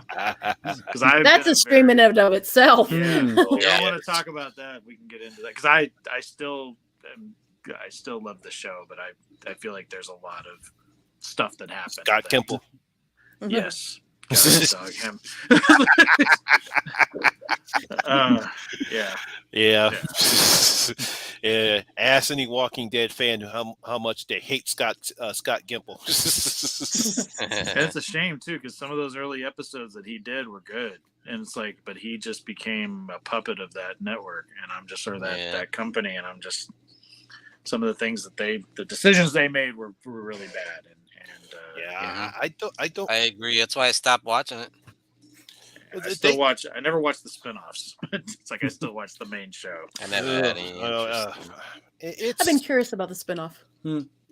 Which one? The one that they do kind of anthology. The anthology one. The prospect of Terry Crews in the zombie apocalypse is mildly appealing, but no, I can't go back. That episode was unique. I like what they did when he was on it. It was because he's a pretty decent actor, and I thought he did. I thought he did a pretty good job in what they were trying to present in that episode right there, because it shows what happens in that situation right there, and what happens to his character. You can see the lengths that he goes in the situation that he's in. So I bought that. It's just, I don't know what Scott Kimball was trying to do when he first came on board. He seemed like he knew what he was doing, but then he went to some other direction. And I said this before, the problem I think was both he and AMC got greedy. Oh, God, yes. They got money. They got greedy because of the success. And when you're trying to cram in a 16 episode season, and that kind of hurt the show, because then you have to find out what you're going to talk about for 16 episodes instead of like keeping it down to 13 or 10. 10, and 10. And that's where you have characters that you like. You don't see them for 2 or 3 episodes, and you get focused on characters that you don't care about for 2 or 3 episodes. It's one of those things, and I'm like I said, I watched it from episode 1 that aired on Halloween in 2010, So did I. and I was like going, I love Norman Reedus, I love the Daryl character, but I feel like they just, I think for me, again, I know we were talking about Romero, but the whole thing is that for me, it's like when the pandemic happened and you had 1 episode left of season, I think it was season 10, and they waited 6 months to show it. Yes. That's when I started getting angry. And I'm like going, wait a minute. You could finish editing that film from your house if you have the right equipment. You could finish that, put that out there. When they waited till October to show it, and then we had to wait another 5-6 months to see these little filler episodes that were terrible, with the exception of the Negan episode. I'm going, this is a joke. And then now they split up the last season into three parts. sections. I'm like going, they milk the hell out of that. I'm just like, that's what I'm. That's when I lost it. It's enough foreplay. Enough of the shambling corpse. You're becoming a shambling corpse. We're gonna have a Negan show, and I'm like, oh, so we know that they're gonna live through this. It's like, why are we watching? I don't want them to die, but it's like I'm going. Well, we know that they're gonna go on, so you already spoiled the ending for us, and we're still. I mean, they still haven't aired the last 8 episodes, and I'm like, this is ridiculous. It's just that's what frustrates. I think they're going to make the Rick movies, and that didn't happen. And I'm like, the 2 things that ruined The Walking Dead, and I don't know if because people didn't read the comics. I read all the comics, yeah, so did I. So I wasn't surprised when Negan killed off Abraham and Glenn in this show. But unfortunately, people who didn't read the comics, a lot of people got pissed off, not because he killed Abraham, because he killed Glenn, and everyone loved the Glenn character. Oh yeah, absolutely. Stephen Young was so good. Because Stephen Young was so good, but it's like I really didn't have a problem with it because he killed off Glenn in the comics. So I knew it was coming. I knew it was coming. I just didn't know when. They teased it because there was that one episode that's the year before where you thought he got killed when he fell off the dumpster. That one guy killed himself, and then you saw the zombies ripping what you thought was him, and then they took his name out of the credits, and then they put him back in the credits. I'm like going, so you're messing with the audience there, you fuckers. Yeah. Because like, are they going to kill off? I said they're going to kill off Glenn now and not give him not kill him off and not have Negan, because at the time Negan was not. At the time, Negan was not. Yeah, but he almost died like 10 times before that. I'm like, when's this guy gonna die already? Yeah, now granted, in the prison and everything, and I'm like, they're gonna kill him that way. No, he went through that. Yeah, no, going back, I didn't even get to Negan. I literally stopped the season before Negan. I got bored with the show, but 5. Yeah, but going back, I'm like, yeah, no, Glenn nearly died like almost every season, at least once or twice. See. No, for me, it was the after Negan after season after Negan was season 8. Oh, All Out War. Yeah, Yeah, a All lot Out of people War. hated it. They hated Yeah, that one. I don't know what in the hell, because All Out War was one of the most important stories In the in the books. in the books, in the comic books, and they just really, I don't know what in the hell what they were doing. It's just like, what are you guys doing? This is one of the most important storylines in the show, and you just screwed it all up. It was boring. A lot Yeah. of filler episodes. None of it didn't make any sense. We talk about, again, characters we don't care about. Characters we haven't seen since like last season, and we've seen them this time. And then you bring in Oceanside. It's like, Yeah. And then characters would disappear, and then they wouldn't be in a few episodes, and then you have then people are like, well, what's going on? Like, you left us at this cliffhanger, but now we're focusing on these people for an episode or two, and now we're going back to this again. It was planned poorly, and that's when I think but I do feel like they did well picking up in season 9. Yeah, they did. Yeah.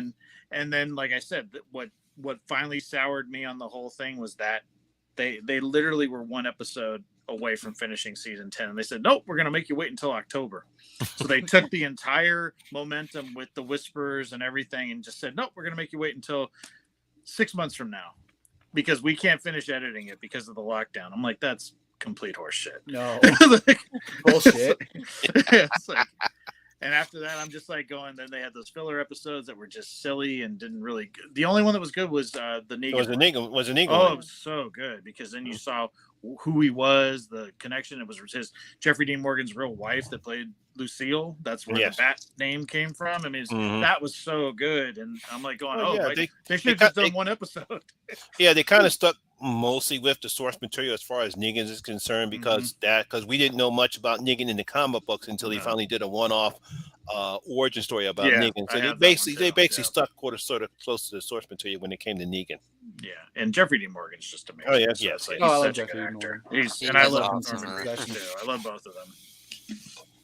Anyway, sorry, got off subject again. Yeah.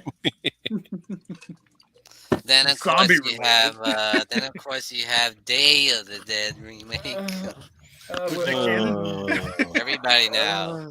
I got nothing, guys. I got nothing. Ving Rhames is in it again. That's the only good thing about somehow. It. Yeah. I don't know how. Is this a prequel? Is he alternate? Hey, Hobbs. What the fuck are you doing here, Hobbs? How you doing, buddy? This movie sucks. just plain and short of it, this movie is god awful. Very bad. It's garbage. This is probably the single worst thing to come out, even worse than Diary of the Dead, I would say. Yeah, that's This an is achievement. This in is it the worst itself. thing to come out of with any correlation to the Romero films. This is terrible.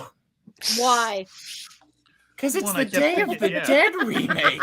Yeah, and Day of the Dead is so good, and it's like, and I kept saying Ving Rhames is in. I'm like, oh, is he playing? I think the character's name was Kenneth in the original, I believe so, or in the remake. And I'm like, oh, is that because remember he talked about having a brother and all that stuff? I said, is he going to play Ken's brother? And I said, oh, that's kind of cool. They're going to connect. Then I saw that movie. I'm like, no, they're not.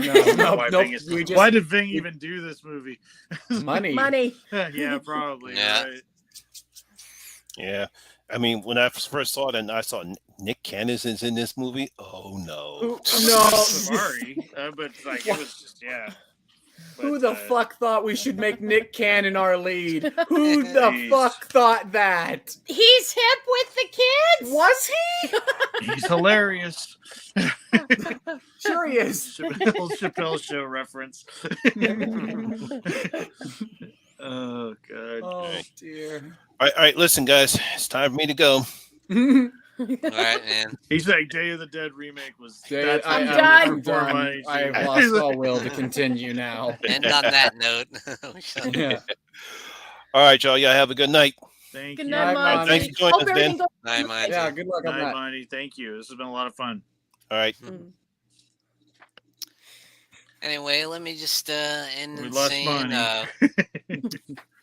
we all love George Romero, and I think this is Yes. a great celebration. I think we covered all the bases, and such an Yeah, this was a lot of awesome fun. guest and BoogeyMan Yes. Ben Oh, tonight. amazing. thank you. Thank you. Wonderful to have you. I feel like I wasn't as well versed in some of the Romero films as you guys, but like I said, when you hit Creep Show and Day of the Dead and just like I said, Monkey Shines, which I finally saw and had wanted to see for a long time, and I think Scream Factory did put out a special edition of that one. I believe so. I think yeah. so. And Dark Half is another one. Like no one talks about those films, and those are the ones I associated with Romero before getting into the zombie films. So, but yeah, Creep Show is my that's the crown jewel of his career for me. I mean, it's just so good still to this day, and that's amazing when you look at everything that they can do with a film now and what they were working with 40 years ago, and it's still everything that comes out now for me pales in comparison. Because it's got heart, it's got passion, it's got good acting. Mm-hmm. And it's just not about a bunch of special effects. It's about the performances and and the story. And just and I just like I said, the color palette, the music, everything about it is just so great. And if I ever get a chance to go to Pittsburgh where they shot it, I'd love to try to find some of those locations. Sean Clark there's a great documentary called Just Desserts on Creep Show. I don't know if I've seen that one too. I love that one as well. Yeah, it's really good. And there's a Horror's Hell of Ground on that one. Ooh. If you buy the Blu-ray, nice. It shows Sean Clark goes to he still they can't get on the property where the Father's Day house. They tried, and I guess the owners won't let them come on. So they weren't able to get there, but they were able to go to where the college was, and they were able to show where the sets were created. They go to Billy's house. I mean, there's been, it's cool. It's a really good, if you get a chance to watch it. And if you go on Malfunction on YouTube, you can find all those Horrors Hell of Ground. Excellent. Nice. Episodes. I gotta check that out. Yeah, Very it's a awesome. lot of fun. All right, guys, another awesome show, and thank you everyone out in the chat that joined us tonight. Had a great active chat tonight. Horror Fan 88. We got Hobbs joined us. Dino joined us. Scott Stevens. People. Bunch of great people. Yeah. Drum Smash 88. Thanks for hanging out with us. Thank you everyone in the YouTube world for joining us tonight. Thank you, Jen and Christian. Horror Miser Monty G. And BoogeyMan Ben, thank you for amazing guest. Wonderful to have you. You were a great guest. Legitimately. Thank you. Really enjoyed talking with you. I get nervous. Love to have you on again sometime. You were anytime. Yeah, love to have you. You were great. Yeah, y'all come back now. Y'all come back now. You hear? Hell yeah. We're the resident rednecks. Yeah, also. we're the resident white trash garbage of the stream. Straight out of Halloween 2007. Yes. Oh, really? Yeah. We're Leather and Son too. I think it's great. I think it's really nice. It's nice to see that. My poor mom, I took her to all these horror films when I was a kid. I'm saying, take me to see Nightmare on Elm Street 3, and my poor mom was like, I don't like horror movies. My grandmother though loved horror movies, and she's the one that got me. She's 100. Good grandma. She just turned 103. So she's awesome! Congrats. You raised them right, Jen. You raised them right. Yep. I think he was raised right despite me. You guys are great. All right, man. Have a great night. Thank you, Sean. Thank you so much, everyone. Thank you. Peace Thank out, you so much, everybody. Ben. Thank you, Sean. Right. Bye-bye. Be excellent to each other. Good night. Good night, guys.